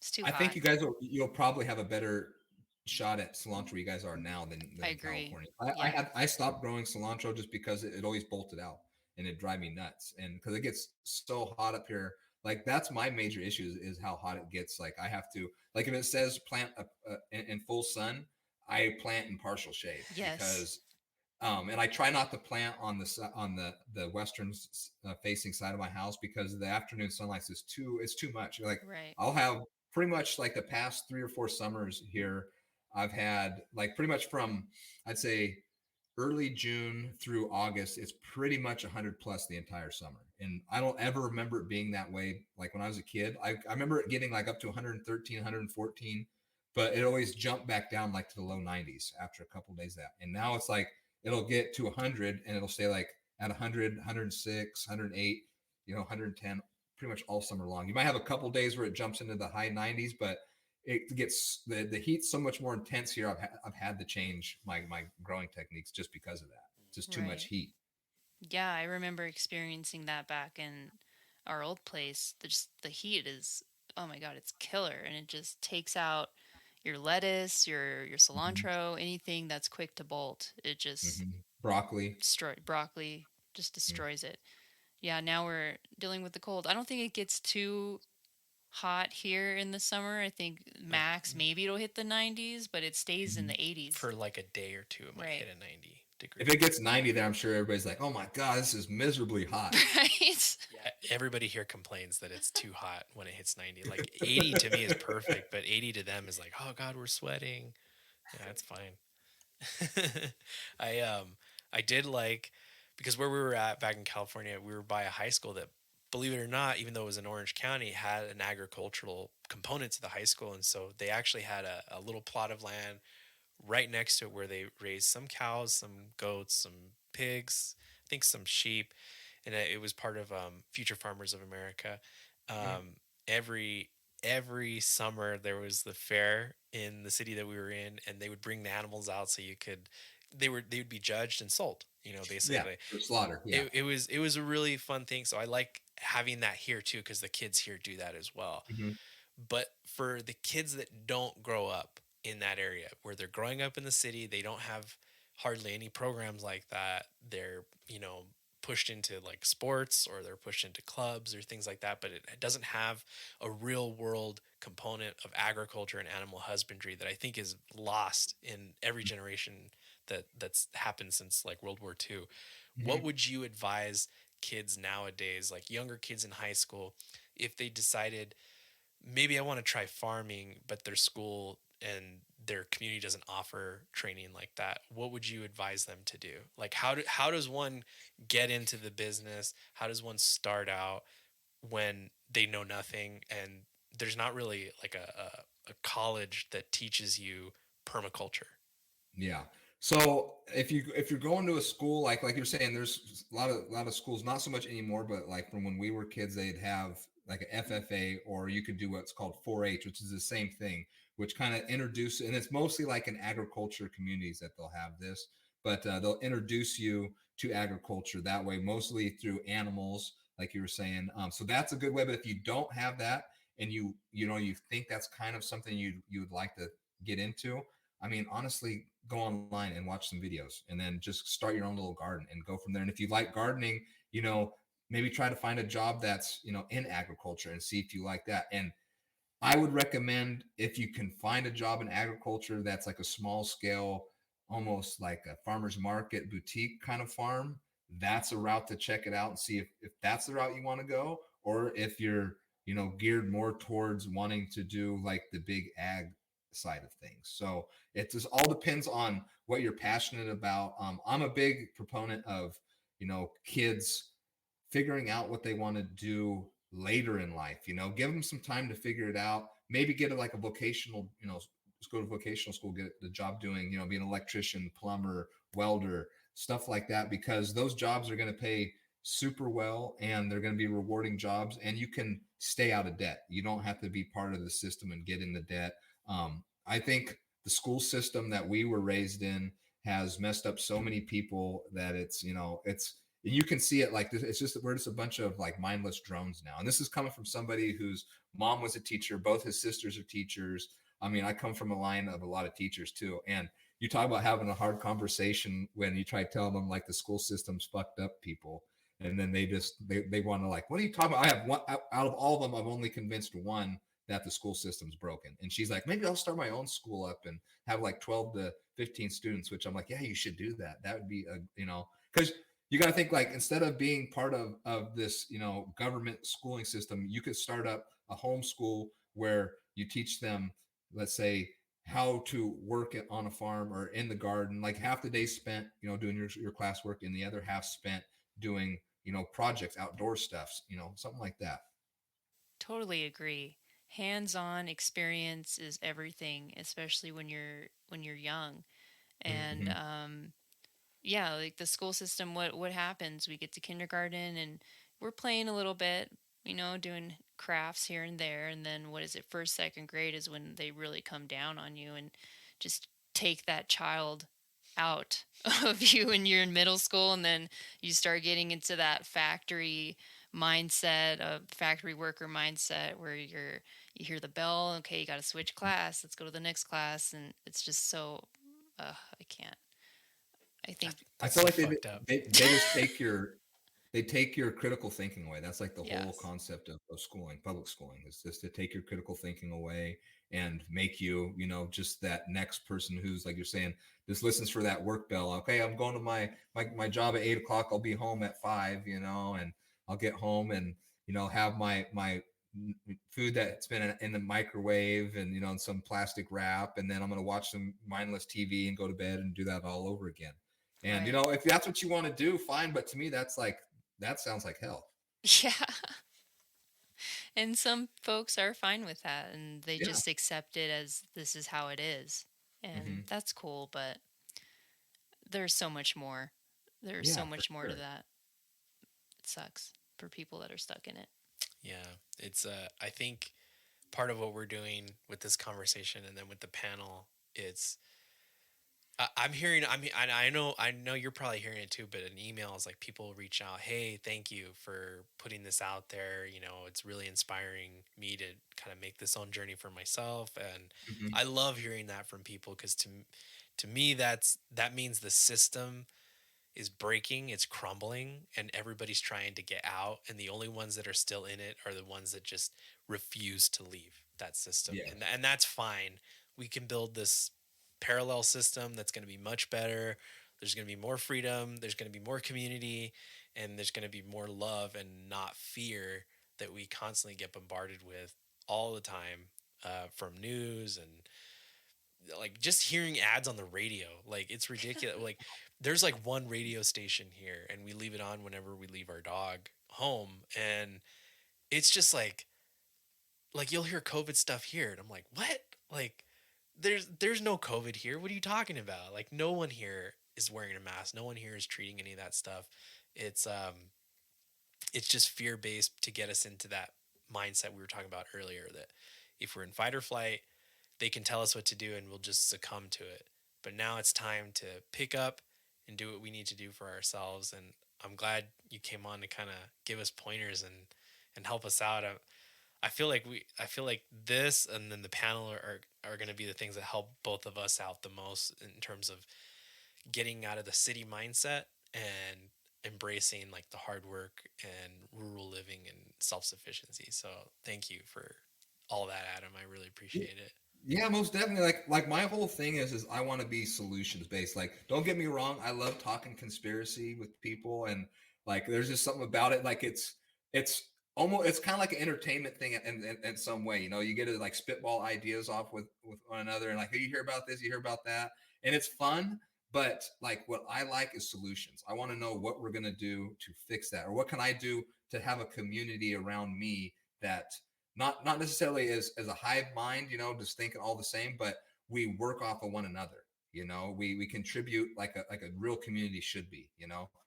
Not where you're Right. detached from, like you don't even know your neighbors. I want to be able to have a core group of people where we can bounce ideas off of, and we know that we can always reach out. And like I just feel like it's better off being solution based than to just be like doom and gloom and black pilled. And there's a time and place for that. Everybody's going to go through that point.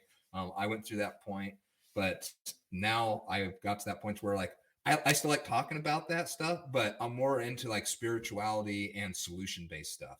And I Right. think it's just kind of evolution of how these things go. It is. Yeah. Before we wrap up, and I wanted to ask you what your favorite conspiracy is. Um, but before that, it seems it seems like us, you're living that double life where you have one foot in the monoculture corporate, feeding the beast mentality, trying to make a buck, and then on the other side, you're feeding the beauty. You're trying to do your own thing on your own piece of land, and I know you said being outside, being around coworkers that are tolerable keeps you going, keeps you sane. For those that are living that double life, what other things, I guess for you, what else keeps you sane? Do you meditate? Do you go out in nature outside of your work? What do you do? So I do a lot of stuff outside of work. So going out in nature outside my work, I love doing that. I like to hike.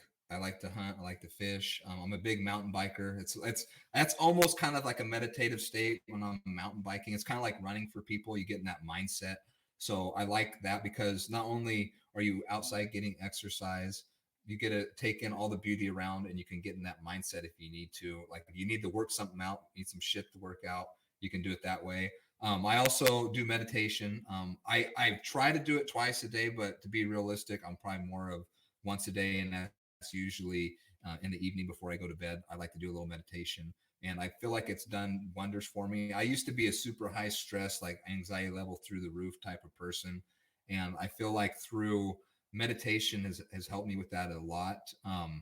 I've done yoga a little bit here and there. I'm the world's worst yoga person ever. I mean, it is unreal how inflexible I am. So that's something that I try to work on, but I mean, who knows where that's going to go.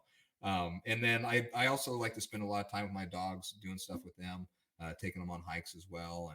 And yeah, spending time with family, whatnot, and spending time with friends when I can. That's awesome.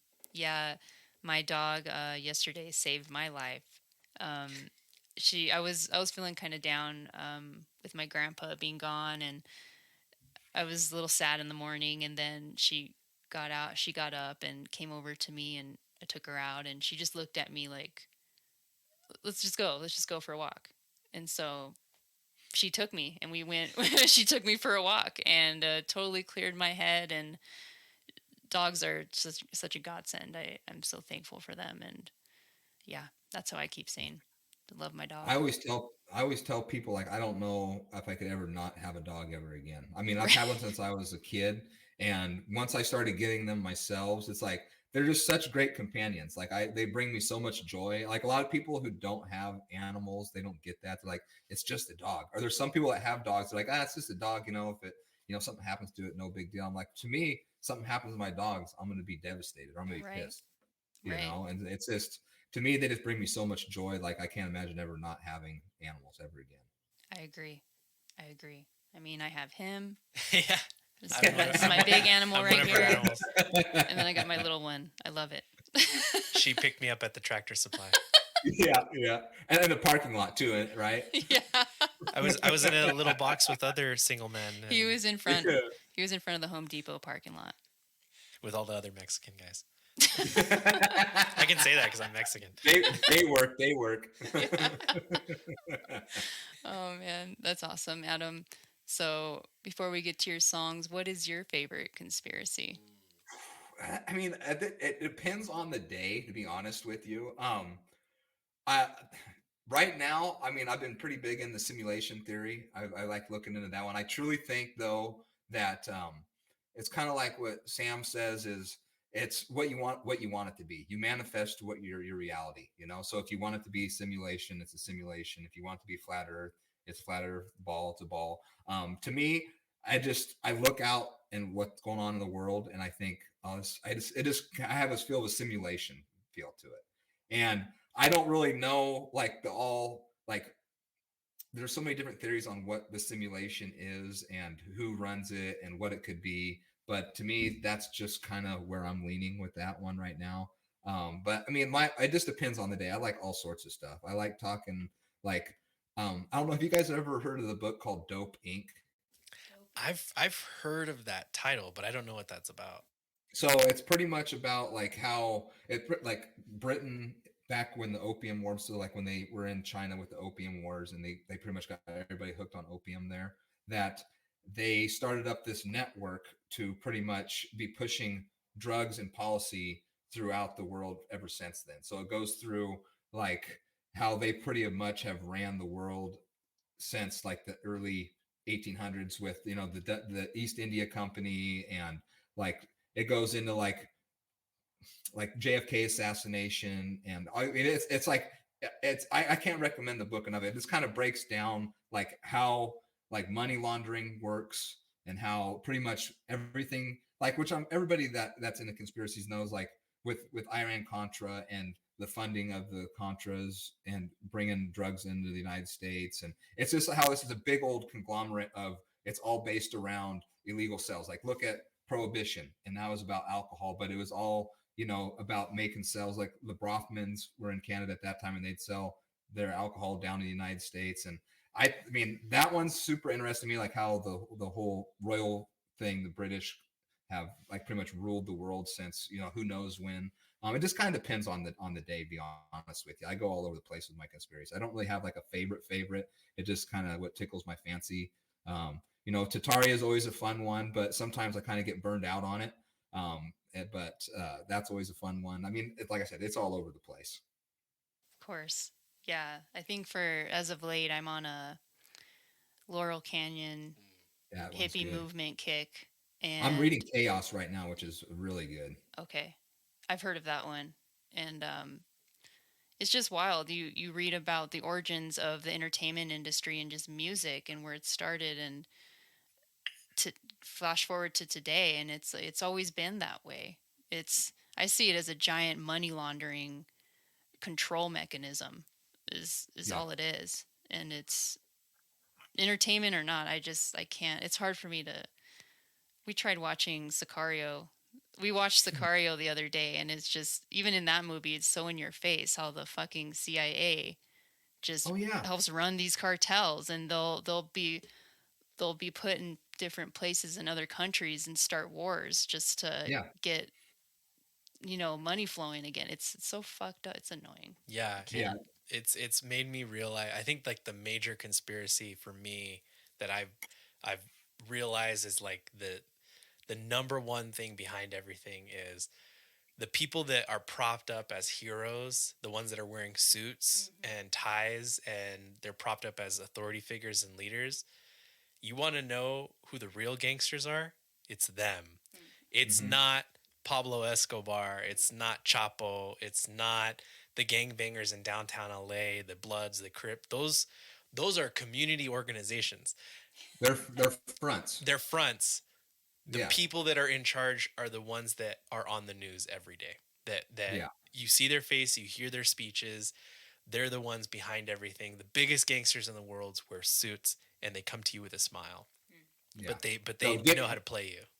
Yeah, for sure. And I mean, if that all like if anybody's listening to this and finds it interesting, get doping, because that's that, like what you guys are talking about. It goes into all that too, and it like breaks down like just it's like no nonsense facts. Like you can't. It's not speculation. It shows you like in your face, like this is how this is that. It has charts and it shows you all this. I mean, it's unbelievable. Like how the powers that be just kind of they'll just prop up this guy here, prop that guy up there, some dictator, some drug cartel, drug lord. It just depends on what they want to push and what agenda they're looking to get through that day. Exactly. So yeah, it's not something we shouldn't always focus on because it'll make us crazy. And Yeah. just worrying about today, being in the moment, and what can you do to better yourself, because that's how we're going to fix things, is just starting with ourselves. For sure. I agree. Well, Adam, would you like to get into your song Oh yeah. choices? Because I'm Let's eager. do it. I'm eager. What do you Let's got do for it. us? So you want me to go from my favorite to like 1 to 5, or you want me to go 5 to 1? Whatever you However want to you do. want to do, man. Just let us know. All right. Let's do 5 to 1. All right. All right. So number 5 is have you guys heard of the song Coconut? Put the lime in the coconut. Oh yes, yes. So Is you that put the so it's a funny that's song, your but it's that's your kind of number? one of those songs. Every time I hear it, it makes me laugh. It puts a smile on my Nice. face. So that's why I put that at 5.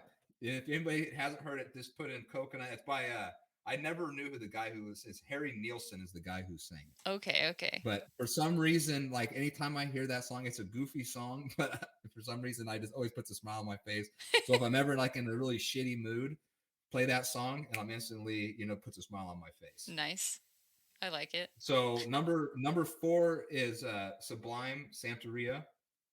It's just kind of one of It's a those good things song. that brings me back to being a kid, and always hearing that song on the radio. So it just brings back good memories.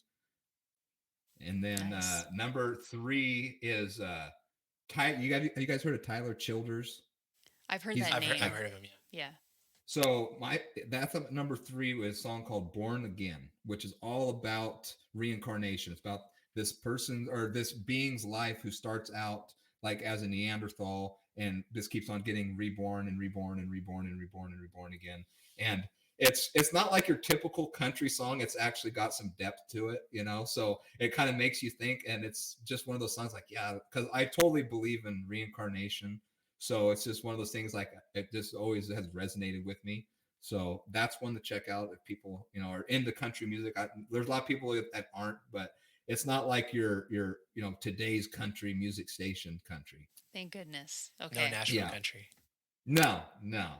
And then at number 2 is Sturgil Simpson what I put Turtle All the Way Down, which is all about him like tripping on hallucinogens. Nice. Which I think is super interesting. Like the whole concept behind just tripping balls to find yourself is always like enticed me. So that was at number 2, and then number 1 is this one. I've always been like a huge Red Hot Chili Peppers fan.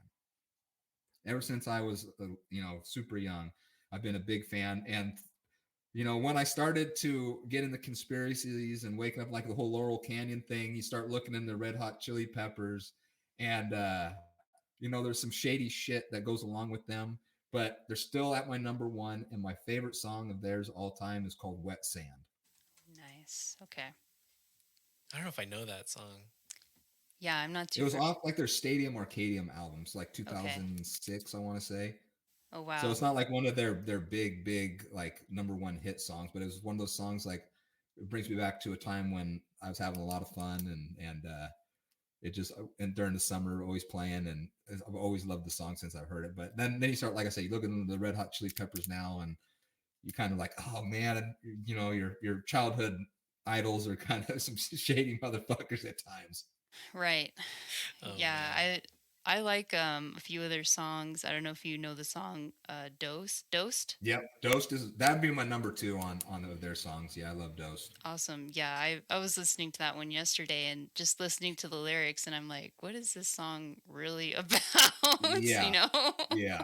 There's a lot of their songs. Like if you start listening, like especially when you start waking up to what's going on, you like re-listen to some of the or any song really. You start listening to the lyrics. You're like, what are they talking about Yeah. here? Is this some subliminal shit going on, or what's going on here? Oh my gosh. Have you heard the song Melancholy Mechanics? No. It's one of their songs, but it's like an underrated song. I think it was on a soundtrack somewhere. I forgot. It might have been on the Twister soundtrack. Twister? Yeah, I don't remember, but it's a song from Red Hot Chili Peppers, and I heard it when I was in like 8th grade, going into high school, maybe in junior high. Okay. And I wonder what album it's on. I don't remember. I don't remember, but it's on one of their earlier albums, and I remember hearing it when I was younger, before I really woke up to anything, and I thought this is actually a pretty clever song because there's actually portions of the song that he's talking, like he sings it, but there's portions of the song that he talks, and he does like a little speech in the song. It's pretty. I like it. I thought it was pretty good. Try and find it, but that's interesting. Anthony Kiedis has some. He's an interesting dude. Like it's a little shade on him. Yeah, they're all kind of. They're all kind of weird. Oh, you found it. Yeah. So it might be a B-side. It's a B-side. That's probably why nobody's heard it. Melancholy Mechanic. Melancholy Mechanic. I'm gonna have to there you listen go. to it now. It was on the Twister soundtrack. So if That's you so want to random. if you want to find it, it's on the Twister soundtrack. That is so fucking random. I didn't even know that movie had a soundtrack. Oh yeah, I guess that's all good. movies have soundtracks, but Most movies do. Yeah, they gotta sell music too. I was having a conversation with somebody the other day about how a soundtrack makes a movie. Like mm-hmm. especially like from like when we were kids, I feel like that's what I remember more about a lot of movies than the actual movie. It was the soundtrack. Right. Yeah, like Star Wars. Like everybody knows the Star Wars songs, or like Yeah. I would even say even like modern day now, like Interstellar. Like if you hear the Interstellar, like wah, okay, that's a Christopher Nolan. That's from a Christopher Nolan movie. Any of that wah sound is Christopher Nolan movie. Oh my gosh, these are awesome songs. I'm excited to. I know most of them. Yeah. The Tyler Childers one. I'm gonna have to listen to that. I'm not too much of a that country one fan. is really it's well like I don't really like I would say that he's classed as country, but he's not like he's kind of like not your standard country. Him and Sturgil Simpson, I wouldn't really consider like your standard country guys, and they kind of talk about some more deeper shit than what you get on most country. To be almost like American folk. That would Yeah, be kind of. Yeah, I'd class them more as like folk. Yeah. What is your favorite? If you do listen to music while you're tripping, if you've ever tripped, what is like your go-to to You listen to? know, probably I like reggae. I listen to a lot of reggae if I'm tripping. Or now I'd probably go with like some kind of like frequency music. I would say and Yeah. just let it roll because I've really gotten into frequencies and stuff like that. So I think I haven't tripped in it's probably been a couple years since I have. I plan on this summer. After a wedding that I'm going to, I plan on tripping with some buddies there. But we'll see what happens. We'll see what happens. Nice. Depends on the crowd. Because I don't really like tripping with people if they've been drinking. Like if there's been a lot of people drinking around, because it turns into a bad trip. Yeah. Right. So it'll depend. Maybe if I can like seclude myself from all the like really drunk people. Yeah. Get some sound bowls going. There you go. Yeah. Go out near some trees. Oh yeah. You'll be set. That's awesome. You got to be in nature. If you're doing mushrooms, you got to be in nature. I feel. Oh yeah, it amplifies everything. Just it's amazing. The connection is amplified. I guess I'll say that. Oh, for sure. Yeah, for sure. Yeah, I still remember tripping in Northern California, hugging a 3,000-year-old redwood that was like the size of our CRV, like around. Like that's how it was. It was fun. Everything's alive when you're out in nature. That was so much fun. Great. We had a fire. It was everything. All the things. That's great. Yeah, the first time I tripped, I was up in a state park too, and it was me and 3 other guys, and we were like at our peak of tripping, and we decided to start to walk down the hill back to our car, and there's like an observatory in the parking lot we were at, and as we're walking down, like all these cars start pulling in and people getting out, and I can only imagine like the looks on our faces when all these people are walking past us. I mean, our eyes are probably just bugged out, and we're probably all over the place and just tripping balls. And it was I wish I could have had a camera on one of them just so I could have watched our group walking down from the hill. It is so hard to be around other people that are not tripping. Like it is. I can't do. It's hard for me to do. Yeah. I think it's meant to be with people who are also tripping, because that's how you get that good trip. I've never had a good trip if I'm with people who aren't also on mushrooms, right? Because it's just not the same energy. I feel like. Yeah, and a few times when we did trip, we were at home and we wanted to get out, and so we walked down a heavily trafficked street, to the trying to avoid people that are coming your way on the sidewalk. It's just it's a whole nother beast, and to be somewhere where there isn't so much stimulation, it helps. It really I think it's does. because you're in like a vulnerable state, and your body realizes that it doesn't want to put you in conflict with something possibly happening. So it's like, oh, I gotta walk on the other side of the street, Like a freaking weirdo. Yeah. These days in the city, that's perfectly normal. Oh yeah, for just sure. Cross the street when someone's walking your way because especially in Southern California. Yes, You're like, yeah. oh, you're not wearing a mask. I got to jump out of the road. Right. Apparently, a lot of people are getting hit by cars. Yeah. Oh my God. Monica Perez and Brad Binkley were reporting on the propaganda report that an increase of deaths in Southern California, pedestrian deaths, is due to people trying to get out of someone else's way that are coming their way that aren't wearing a mask. Or it's crazy where this That's world some has gone. serious fear. That is sad. It is sad. Yeah. But let's end this on a positive note. Yeah. Yeah. Um, do you have a white pill or any, I don't know, just something good to say, Positive, hopeful positive, thing. hopeful thoughts to leave our listeners with? I mean, the most positive thing I can think of right now is if start your own thing. Be it a garden, you know, starting up your own business, even there's something that's that's for you, that is something that brings you joy. Because I feel like a lot of people are living joyous lives, and I think if you can bring just a smidge of joy to your life, find a new hobby. Work isn't everything, and I feel like so many people are geared towards they have to work themselves to death, that they don't have any hobbies or they don't enjoy anything in life. It's just going to that 9 to 5, go home, repeat the weekend, oh, I got stuff I got to do around the house. And then Monday comes around and you're back at it again. Like, of course, we all have to work. We all have to make money. But I think you need to realize that money isn't everything and you got to bring joy in your life. So bring something that's going to bring you joy, find a new hobby. That is well said. Get creative. That Produce is, produce more than you consume. yeah, Yes. that is good advice. Yeah, so many people are lacking a hobby, like you said, and we're just working themselves, waiting for that 2 weeks vacation or retirement, if that's even a thing anymore. It's crazy. Just enjoy every day. Enjoy it now. Enjoy. Just Yeah. fucking do Present something. moment. Yeah, Mm-hmm. just do it. Mm-hmm. Take a risk. For sure. You got to. Yeah. I feel like that's the message we want to leave with people, is the hopeful message. Yes. Start something off, and then everybody can be their own guru, your own hero. You don't need us to tell you what to do. You just need Mm-hmm. to try. That's all. And another thing is, I think everybody can benefit from some type of meditation. It doesn't have to be like where you're sitting there, listening to music and focusing on your breath. It can be whatever gets you into that meditative state. If it's, like I said, with mountain biking, it does that for me. If it's running for somebody else, if it's, there's a bunch of different things that you can do that get you into a zone where you can work out your personal demons and whatnot. And I think more people could benefit if they just do that. And so true. So true. Well said. Well, Adam, thank you so much for joining us today. I wanted to give you a chance again to just plug your show and anything that you have going on um, that we can look forward to. All right. Yeah. No. Yeah. So my show is Trust the Silenced. You can find it on any major platform that you want to listen to it on if you want. Check it out. Let me know what you think.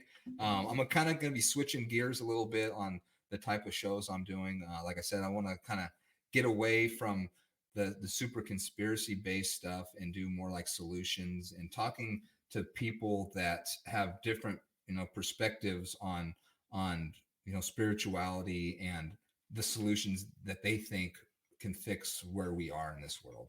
And yeah, so check me out there. You can follow me on Instagram if you want, at Trust the Silenced, or you can follow me on my personal account if you want at Shoe84.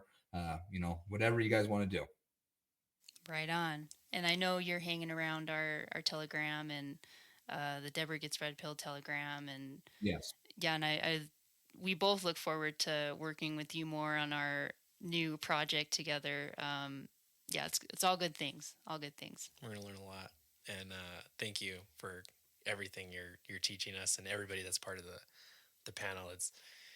It started more as like, oh, we need to help other people, but I realize how little I know and how much I need to learn from all you guys. So I really appreciate you guys' time and helping me out and all that kind Of of stuff. course. Yeah. Of course. And I think everybody benefits from it because you get to shoot ideas off of everybody in the panel. And then also people who are listening, they always can reach out and be like, well, what about this? What about that? And then we can get back to them on that. Or, oh, I hadn't thought about that point of view on it. And so I think there's like a bunch of because not everybody has like all the skill sets. We all have a few of those sets. And like I said, if you can find that community that has like all those combined, I mean, you're golden. And I think that's what we need to get back to, is more smaller community-based things instead of these big giant metropolises, which it seems like we're going to.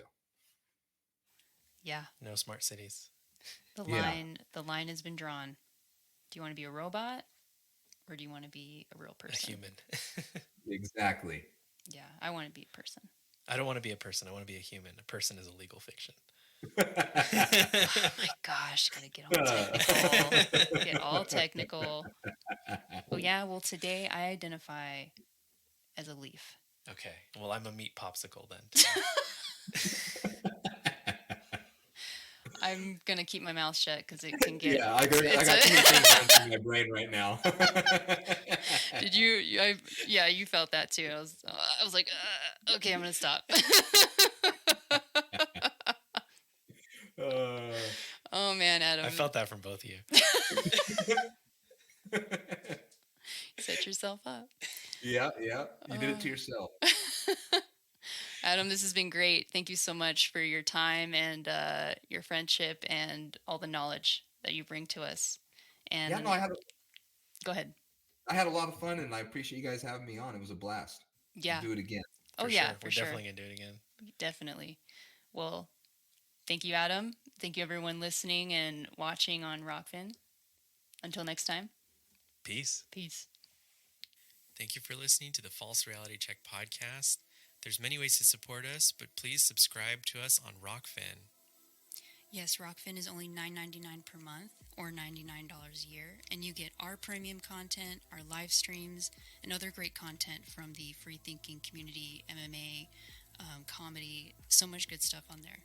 And you can throw us a couple of dollars for tip if you'd like. Yes, please. We would love that. You can also find us and all of our content on falserealitycheck.com. You can find our podcasts at anywhere podcasts are found: Spotify, Apple Podcasts, Podbean, Stitcher, Podcast Addict, or again, go to our website, falserealitycheck.com, for our RSS feed. Yes, we're also on Twitter and Instagram at FRC Pod. And we're at Gab and Float at False Reality Check. But don't feel like you gotta reach out to us there. You can also reach out to us through email at frcpodcast@protonmail.com. We tried our best to answer and read all of our emails from fans, and we love you guys for reaching out to us. Yes, thank you, listeners, and keep listening. Definitely. Check us also out. You can reach out to us on Telegram. We're also on Telegram at False Reality Check. Yes, I think that's it. Alrighty. Until next time. Peace.